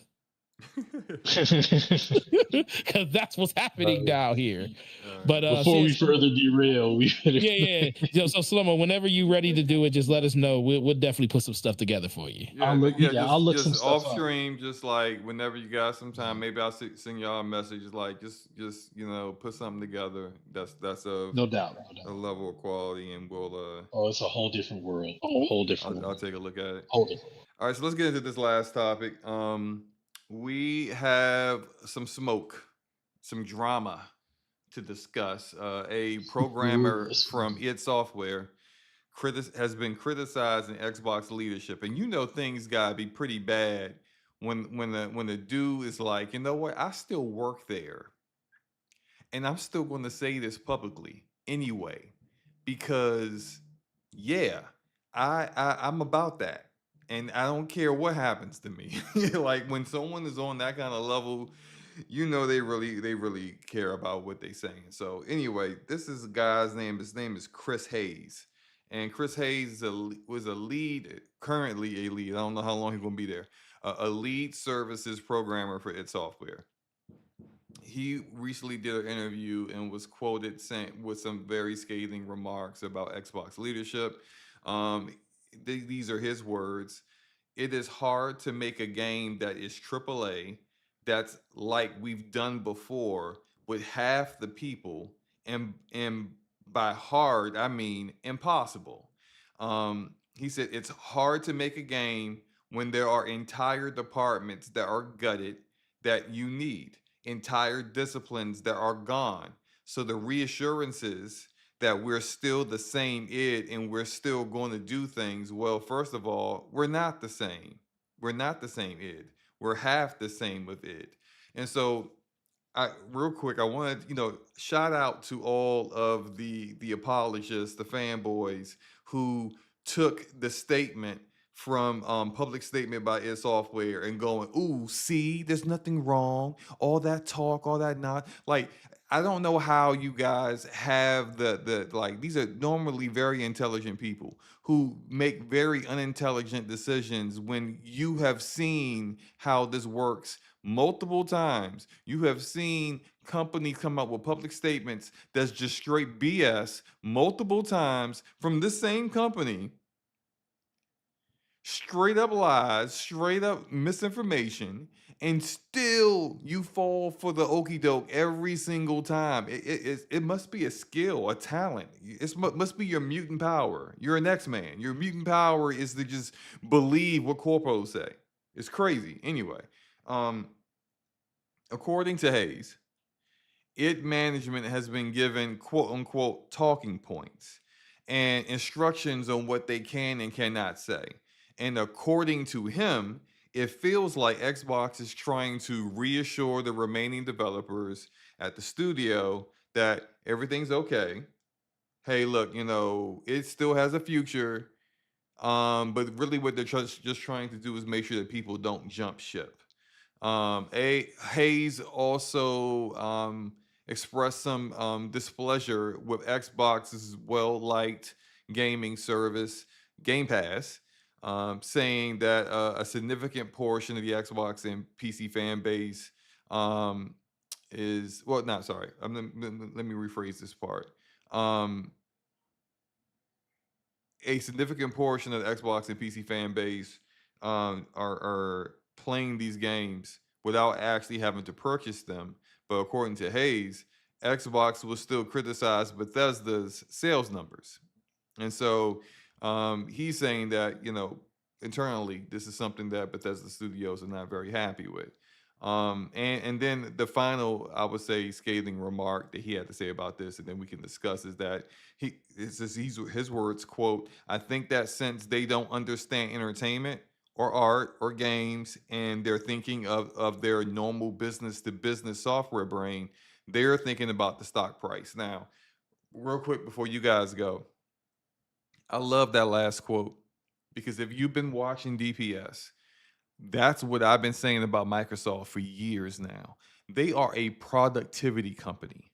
They are not an entertainment company. They may delve into entertainment, but they don't understand it. It's not how they make their money. The bulk of their money has been made through productivity, selling software that people need.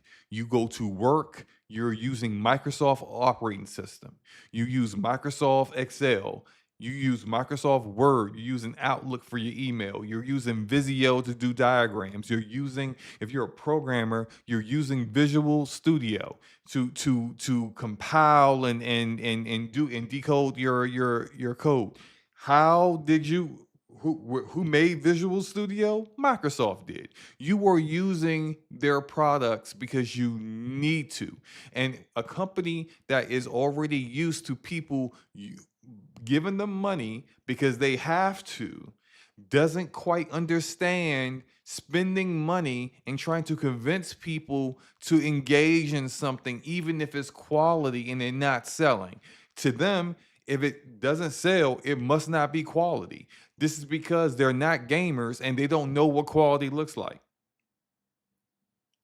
So when Doom The Dark Ages comes out and it gets a good Metacritic score and is critically well received and gamers enjoy it, but it doesn't sell, to them, it's a bad game. To them, we got to cut people. And it coming out with a public statement saying we're the same size as we were when we made Doom 2016, and it's one, not true, because you're smaller, slightly smaller than that, but just having a number doesn't mean you have the right people to get the job done.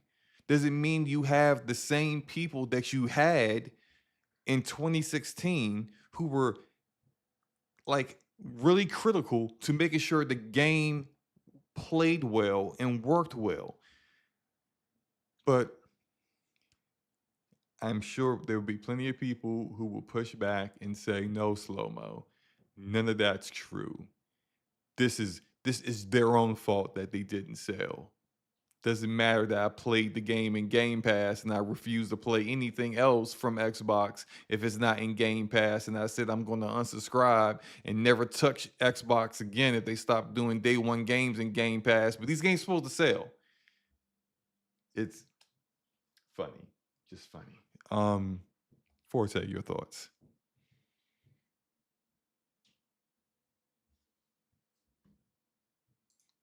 Did I lose Forte? Maybe, I don't know, maybe he's got Unless a he's audio muted. issue. Ramon, what are your thoughts? No, I was muted, but go ahead, Ramon. Yeah, I was talking and then I was like, go ahead, oh, Forte. Go ahead, Forte. hold on. No, so I was like, dang. Then he said, did we lose Forte? I was like, dang, the moment I need to talk, I'm muted.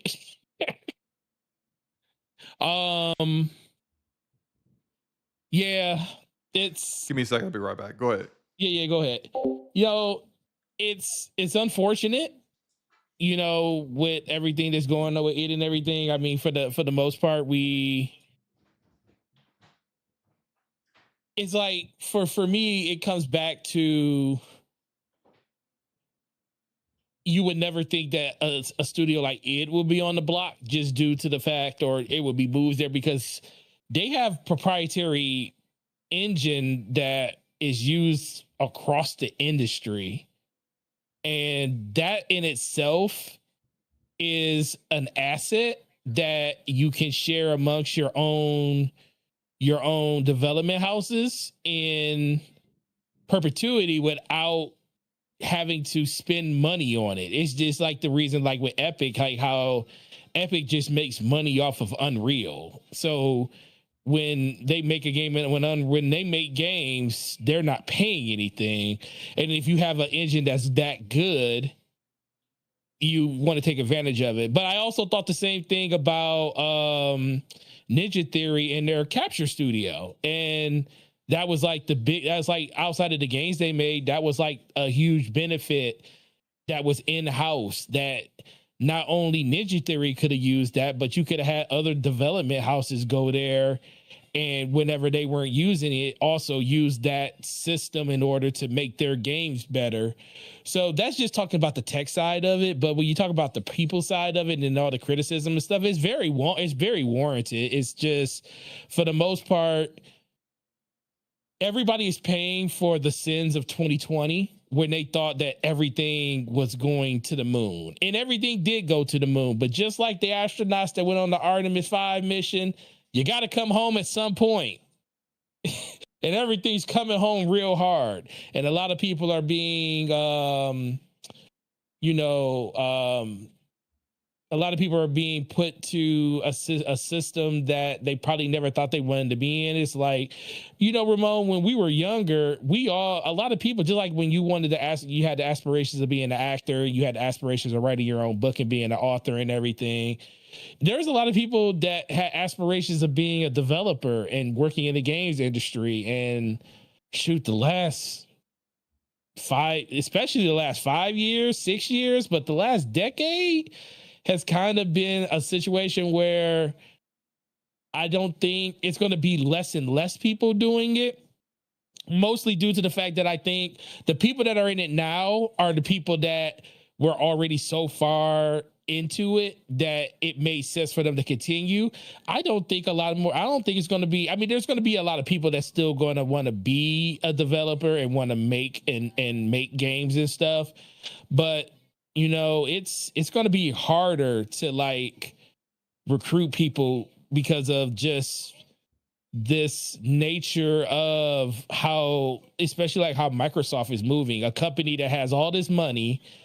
And yes, that money is put into things that are, like SloMo said, you have to have. They put themselves, and everybody loves that about it, because everybody wants to have a business where you say, what are you going to do if you don't have this?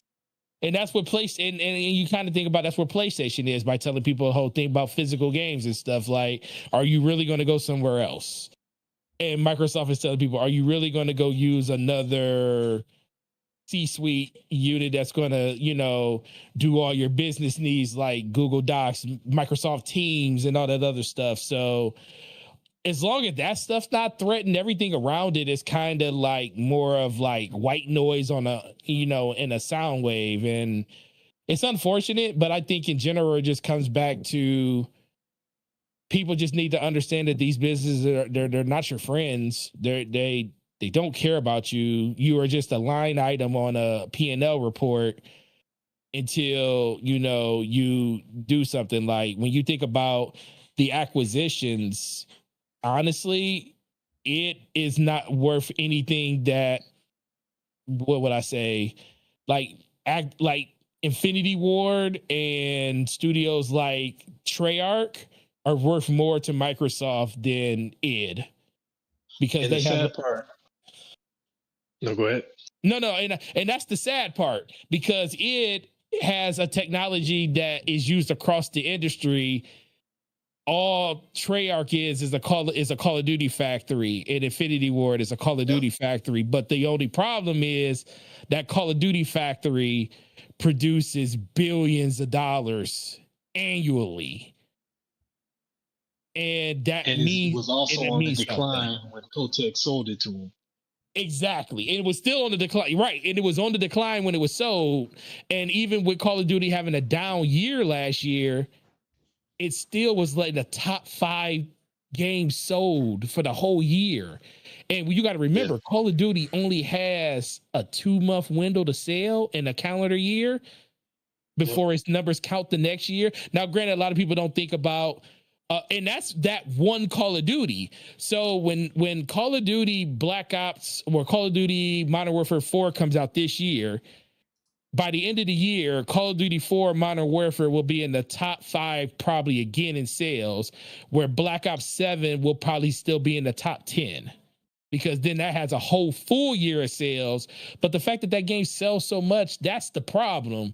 And they're just looking at the dollars and the cents at the end of the day. And guess what? Live service. Yeah, exactly. But what are your thoughts, Ramon? It's frustrating because you have a company that owns another company whose uh, existence is outside of their skill set and competency to run. Yep. Xbox is competent in, well, I say that loosely because Windows 11, but we'll just say it. Xbox is competent in, like SloMo said, producing software that people have to use. Right. And they're number one because they were first, because I'm sure there's stuff better stuff out there that if it got a chance, but anyway, that's a whole other discussion. But they produce productivity that people need. And the most frustrating thing to me is when you get someone who is good at one thing and then they step into something that is adjacent, but it's adjacent but different, and they think they can run it the exact same way. And you can't Right. always do that. And I mean, you guys already, pretty much said it all. Like they think they can run the gaming division the same as they can run a productivity division, but they're two completely different things. The users are using or are engaging in it completely different. And this is, this goes back to part of my a big part of my criticism with Sony recently, PlayStation, in that, I mean, yeah, this is capitalism. These are business decisions. They don't care about us, yada, yada, blah, blah, blah. But here's the problem: gaming entertainment is emotionally coded. And no matter how much these corporations want to be robotic and have no personality and no culture, or forget their culture and, go strictly, just completely Borg with it, it's only going to go so far before things start to slowly erode, because it is an emotion. Entertainment is emotional. And I'm not saying they got to come out and shake all our hands and be our best friends, but when you're in a business that is built off of emotion, you got to treat people a certain kind of way and engage with people a certain kind of way. And that also goes for these development teams. You can't come at them the same way you come at a productivity team. And you can't, that whole statement about we're the same id as we were when we made Doom 2016. Yeah, and 2016 was 10, almost 11 years ago. Games are so much more complex now. There's so much more things, many more things going on. The ray tracing wasn't a thought, or maybe it was. I don't know. But ray tracing alone wasn't going on. Not to mention, all of these other factors, and how technical how technical things have become and complex games have become to make. It's not the same as it was in 2016. So I mean, that just sounded like, someone from corporate wrote them a statement and said, here, post this. And it's got to be bad when somebody who's currently employed at id blasted them like that. I mean, Yeah, it's just you know, someone that basically isn't afraid of the consequences of doing something like that, and understands that exactly. there could be and likely will be repercussions for speaking in the manner that Yeah. he did. But it just Oh really yeah, just it will be. confirmed to me a lot of the thoughts that I had, and just being able to see how, Yeah. like, they care more about the perception of things than actually doing things correctly. Like, for people who don't quite understand, um with some of this stuff and some of the things that he was saying. I mean, imagine you're a movie studio, and you make blockbuster summer popcorn flick movies, and then you acquire a production company that has been at the Sundance Festival multiple times. Like, why would you even buy them? Like, the kind of films they make is what Yeah. people consider art, but your garden variety action flick isn't really considered art. It's fun. There's nothing wrong with it. It has a purpose and a goal, but that movie is going to get way more money. It's going to cost more and get way more money than some Sundance festival where, people are staring at each other and getting all emotional for 2 hours. Look, I know I just got really reductive, but you understand what I'm saying? Like, You Oh, believe acquired me, you yeah, acquired story. Double So Fine, who's never had a game that sold massive numbers and expected them to sell massive numbers. Whose fault is that? after telling them they didn't have to sell massive numbers. Exactly. So you're being revisionist as well as being stupid because you shouldn't acquire a developer that has never sold great games at high degrees of high number sales and expect that to happen. Sure, can that change? Yeah, but then that would mean the company not being who they are. And you acquired them and told them to be exactly who they are. There's Double Fine, Obsidian, Ninja Theory. None of these studios, Undead Labs, none of these studios have sold a game that hit 10 million. None of them. So why would you expect them doing exactly who they are and being exactly who they are and making quality content as they have already made and continue to make to do anything different than what they've already done?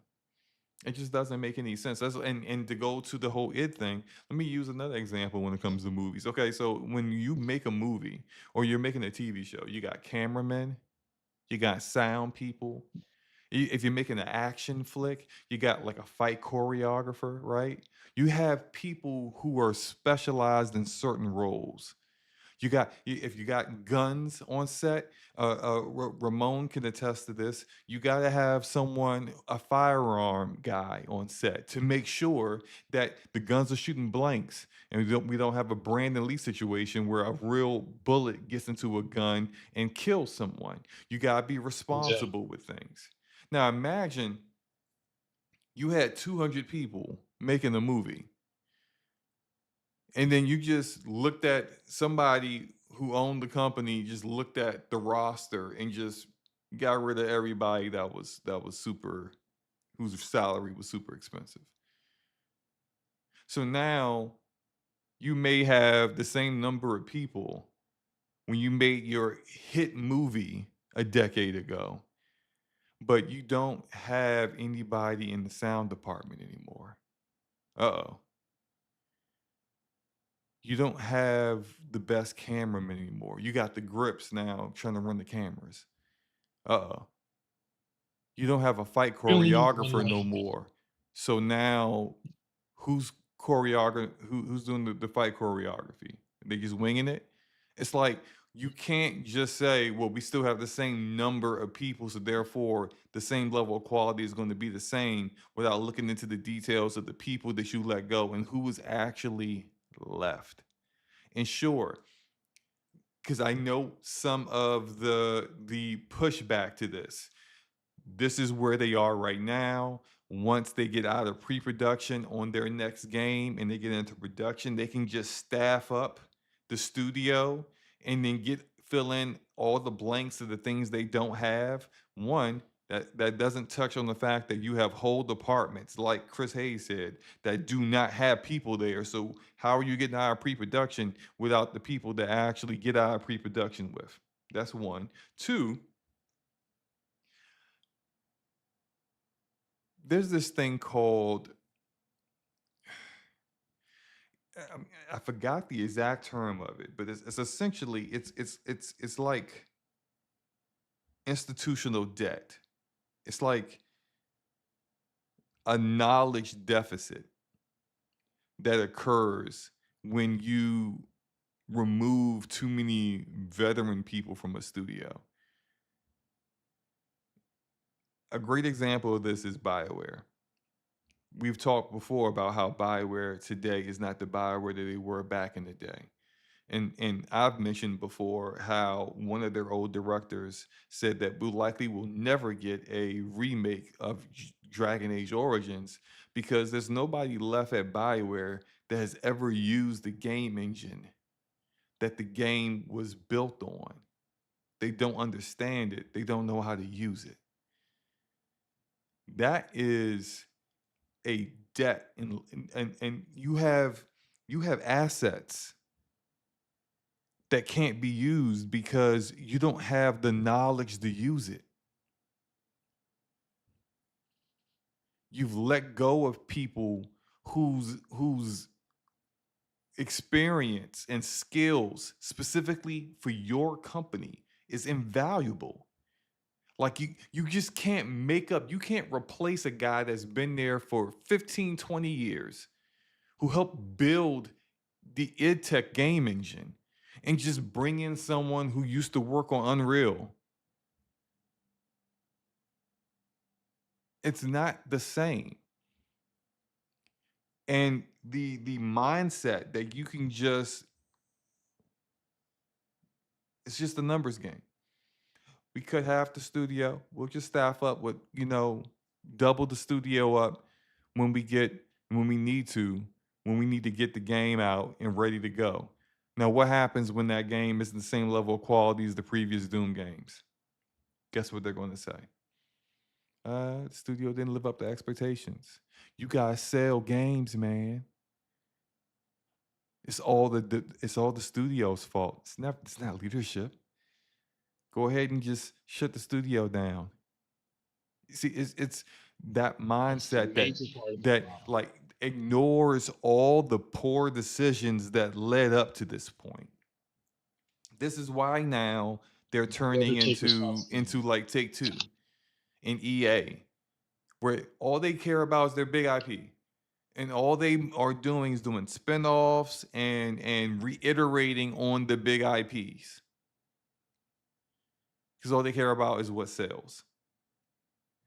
And to a degree, that's fine. If all you care about is your stock price and making investors happy, like the investors not going to complain about that. They're not going to complain about you not spending money on a killing, a clean, or whatever the heck that Double Fine game name is. Like it should have been called Pieheads, honestly. It's about pots, right? Probably would have sold more if you would have called it Pieheads. But anyway, instead of making Pieheads and Hellblade 2, you spent that money on a true Overwatch 3. You spent that money on another expansion for World of Warcraft. You spent that money on a looter shooter Minecraft. I don't know. Like just whatever it is, iterating on your big IP. Investors will love that. But will gamers love that? Not the ones that we talk to. And sure, we're the minority now.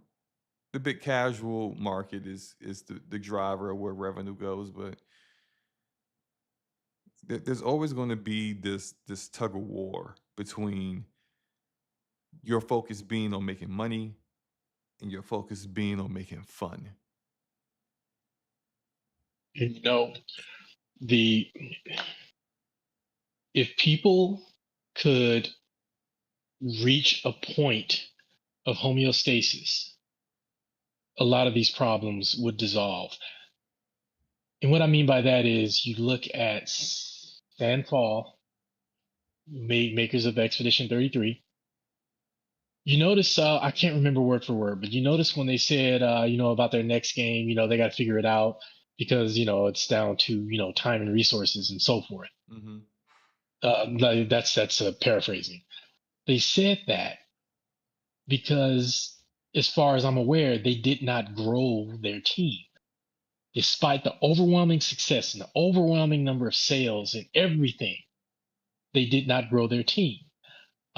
Team Cherry did not grow their team, and Silksong blew up. They are set, and they didn't grow their team. As far as I'm aware, being from the outside looking in, they are well beyond a state of homeostasis. They're not saying, okay, we did it. We're going to build a bigger tower and a bigger tower and a bigger tower. Man, this tower's so big. What? How many people we have on staff? Man, we got 250. Maybe we should take this public. And that is when you inject the poison. Like, if they could just reach a point where you're like, you know what? This small team of 30 people or 50 people or whatever, okay, we made this game at this scope. We keep our games at this scope. We don't get over ambitious to the point where now we need investors to come in and now we got 60, 100 people who all have input on our product, and yet they know nothing about what it takes to make our product. when companies avoid that, and I know this is a simplistic view Oh no, you because there's good. more that goes into it, but I feel like that is a big part of the problem that could be avoided is this shareholder thing. Because a lot of these companies that are doing this crazy stuff, they're beholden to shareholders and they're Yeah. sitting in these board meetings and they have these shareholders who don't know the first thing about video game development. They're just dumping money in and they want to see the bar, they want to see the arrow go up, up, up, up, regardless. They don't care about anything else. I don't care what they do, what the hardships are. I don't care about, I want the needle going up and I don't care how you do that. Oh, okay. So we're gonna lay these people off. We're gonna lay these people off. We're gonna shut that down. Does that look good to you? Yeah, looks great. The needle went up. I don't care. I don't care what you did. You shut down 10 studios. Yeah, I mean, what do I care? The number went up. That's what I'm worried about. Yeah, that's the No, unfortunate part of it. You that's know, the unfortunate part. I wanted to say this, and I guess we can wrap this thing up. But um, the I remember, and Forte may remember this. I remember this had been about 8 years ago. I had a dream. We were on Scumcast with the Ash and Luca, with All Day Digital, metaphorical oracle. You remember that? Oh man, I remember Metaphorical oracle. You know, metaphorical oracle. the Ashen one, Luca. You know, Shout out to the Scumcast crew. yeah, and me and Forte on there, and we're recapping E3 and recapping all the showcases, and we're basically discussing really like what PlayStation had, what Xbox did, and occasionally talk about Ubisoft and Bethesda's showcase and all that stuff. But when we get to EA, we just laugh really because EA always has the We talked about their worst dumb showcase. show. Yeah, the dumbest show, and you wanna know why the show was dumb and stupid, and we thought and no one liked Remember it. they used to play those dumb games during the Yeah, they used to do all these things because their showcase wasn't for us. Their showcase was for shareholders. You remember how they Yeah. would bring two gamers out Remember on the stage and Command they and would Conquer play. one? Yeah, that's what I'm about to talk about. A Command and Conquer game, Like, but it's what a are we mobile doing? game. And It's a mobile everyone's like, game. why did you Huh? just bring two people out on stage to play a Command and Conquer mobile game? Like, are you stupid? And it's just like, but it really hit me then, and we discussed this, and everyone got it. Was their showcase wasn't for gamers. Their showcase was for investors. They basically just did everything that investors wanted to see. Nothing that gamers cared about. Who at that time is when everyone was like, yeah, you drop a mobile game, it's gonna blow up. Mobile was growing at an exponential rate. So of course, if they're going to do a Command and Conquer game, they're going to do a Command and Conquer mobile game because they want to make more money because all they care about is making money. Did it make money? I have no idea because I didn't care because I don't play games on mobile. But even though the majority of the people who do don't care, don't even know that EA makes a showcase, they still put it there, knowing that the audience looking at it is just dumbfounded and confused, knowing that the majority of people watching it live do not care about what they're showing, because all they cared about is that when they go talk to their investors about what they're putting out there, it's everything that the investors want.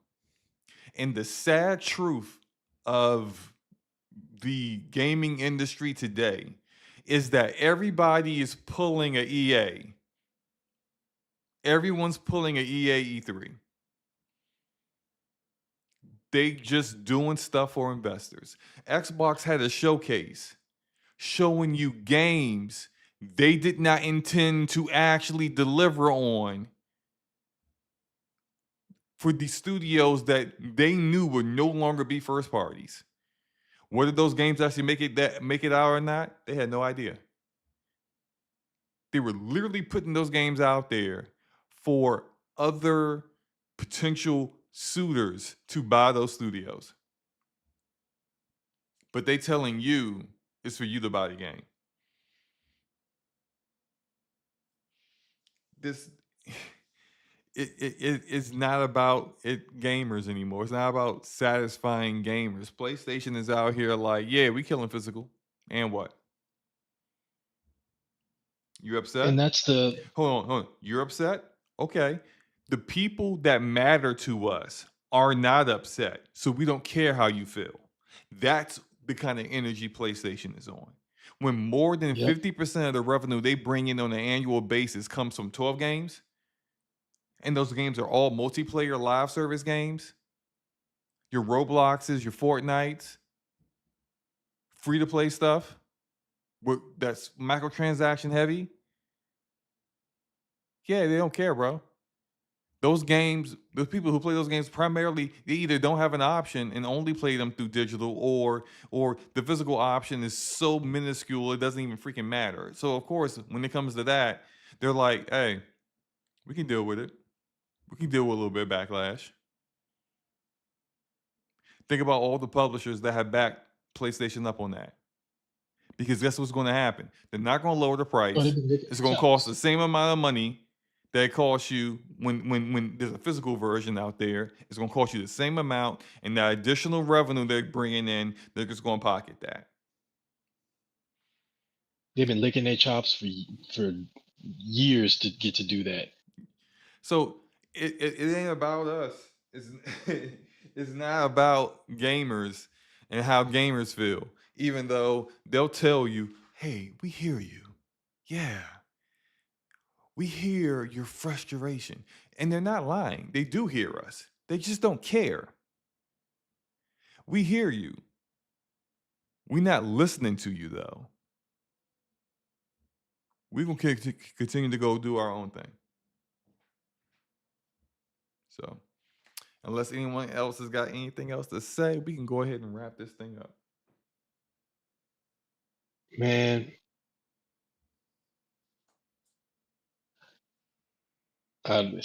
like I, I just the blessing and the curse of these platforms and AAA games is the publicly traded things. I mean, them being publicly traded, allowing them to be as big as they are, is why we have controllers with share functions and haptics,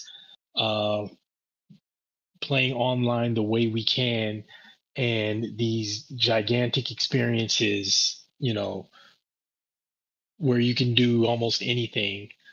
But the curse to that is some of the games that do a certain thing that the masses like more than we do makes all the money. And again, this unsustainable form of capitalism where the needle has to go up perpetually, like the needle always has to go up, is killing. It's just killing everything, and it's disheartening because we're both in a golden age and a dark age of gaming at the same time. Like anybody who's heard me babbling for the past, ever since these new consoles came out, I've been saying, man, we're in a golden age of gaming, because there's never been more diversity in price and genres, content, scale, scope, all of that. There's never been so much variety. If you are a gamer who can't afford AAA gaming, there's AA and there's indies. And if you're a gamer who's like, man, I remember when gaming used to be good back in the day, in the Genesis and the NES when it's created, those games are coming out every day. We're still getting those games. If you're a AAA only gamer, God help you, those games are there in abundance. If we didn't have to work jobs and we didn't want to have lives and we just gamed for every minute that we're awake, we still couldn't play them all. But then on the flip side of that, we got the layoffs. We got the shareholder priority where, like you just said, SloMo, they don't care. Like the people that matter are the people who could not care less about our hobby and the industry. That's the crazy part. The people that matter don't care. So uh, it sucks. We need somebody that is a check on PlayStation. Xbox is not that check. As much as I would love to say, maybe Asha Sharma can bring Xbox back from the brink and turn it into the contender that the 360 was, they're going in a different direction, and we see what their focus is and the type of games that their focus is going to be on. But those games they're focused on are live service games, and they're not going to have live service games exclusive to their console. So we're back to square one with that problem. And then you got PlayStation over here. Is like, where are you going to go? PC? Most console gamers don't want to go on PC. No matter how much easier PC is now than it was, in yesteryear, they don't want to hear that. And Nintendo's in a completely different lane. So I mean, it's interesting, and I didn't want to create a whole different Nintendo might be the tangent, but realest one out here, bro. they are the realest one. They the realest ones out here, bro. They're gonna make you pay for it too. But they're gonna make you pay for it. There's this talk that Digital Foundry continues to keep talking this talk that Xbox is considering keeping physical media due to, I guess, the backlash that has gone to PlayStation, and they see an opportunity to capitalize on that. They should. If they should, although that would be a smart decision. And I don't see, like, I know Asha's in charge now, but they don't seem to have an abundance of smart decisions. So I don't know if that's going to happen or not. But if it's something that is in the talks, and if there's anyone who ever listens out there at Xbox, whoever listens to this podcast, you should do that. You should keep physical media, because you will definitely get a contingent of gamers who would engage in your platform. So yeah, they would. All right. Great show, fellas. Anything else you guys want to let us know about going on over the next week or so? And then I guess we can get on out of here. I'll start with you, Forte. Yeah. No, great show as always. Shout out to Ramon for always coming through and hanging. Shout out to SloMo for, hosting another great show. Make sure you guys hit the like button on your way up out of here. Share it with all your friends and everything. But yeah, it's going to be a interesting couple of weeks. Gamescom coming up within the next month. I know PAX West is, I believe, a couple weeks, next week or something like that.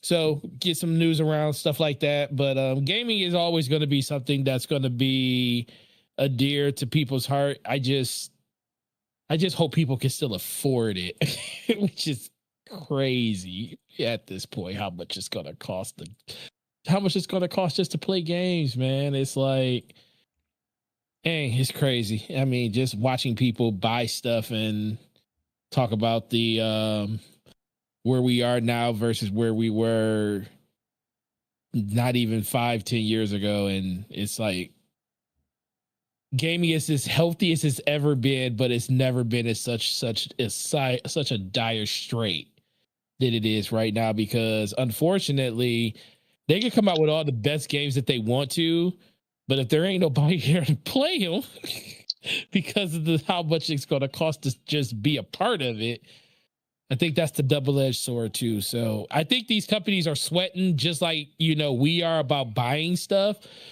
I think a lot of, like you said, PlayStation lowering their, and that should speak volumes. And I don't hear people really talking about that.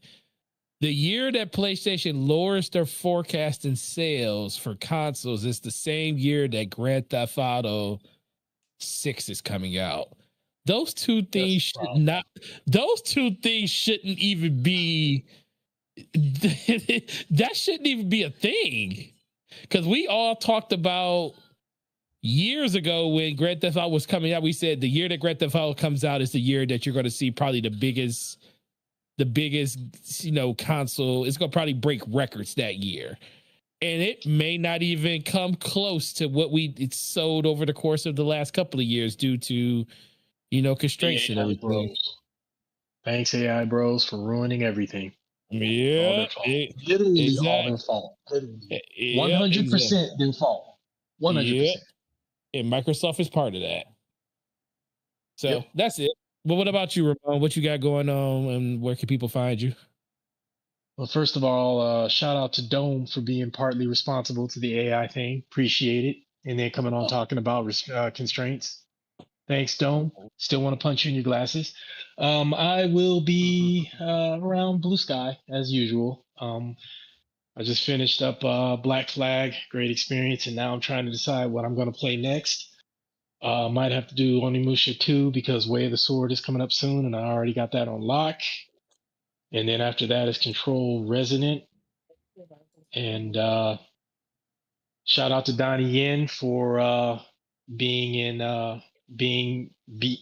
involved in and also in Phantom Blade Zero. That I'm over the moon for that. For those of you who were born recently, Donnie Yen, greatest martial arts movies. I mean, he's in the camp with Jackie Chan, Sammo Hung, Bruce Lee as one of the GOATs. So, I mean, the fact that he's in Phantom Blade Zero has me extra hype. So, but anyway, trying to decide what to play next. Might be Onimusha 2 to get ready. I might do a couple indies because I have Planet of Lana 2 that I haven't gotten to yet as well. So, I mean, like you said, Forte, and like I said earlier, it's a crazy time because to be a gamer that already has your hardware, there's never been a better time. To be a developer or to be a gamer who hadn't had a chance to jump into current gen right now, be it PC or console, it's kind of a rough time. But, at the end of the day, appreciate what we got, enjoy what we got, ride out the storm. The clouds will clear eventually. And have a good week. Enjoy your games. Count your blessings, guys. What about you, SloMo? Well, get us out of here.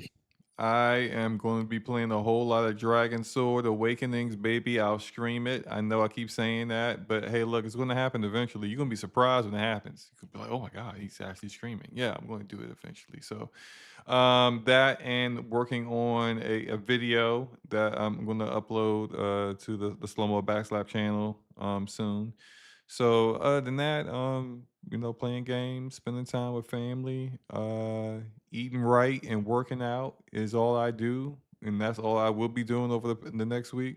But we will try to get back on Thursdays again. There's always seems something to pop up that has us on Friday, but we're gonna our normal time is Thursday night, so we'll try to get more on schedule with that in the future. Super chats are working, even though no one engaged tonight. It's funny because everyone's always like, "Where your super chats at?" And then we get them working, and then nobody want to do anything. It's funny. But yeah, hit the like that's button. That's because they would have been here Thursday. That's why. So right. It's because they were here. They'll be here next Thursday. Right. But yeah. Hope you guys enjoy the rest of your night. Great chat as usual. Hope you guys enjoy your games as usual. And we out, man. Peace. Later on, y'all. Have a good night.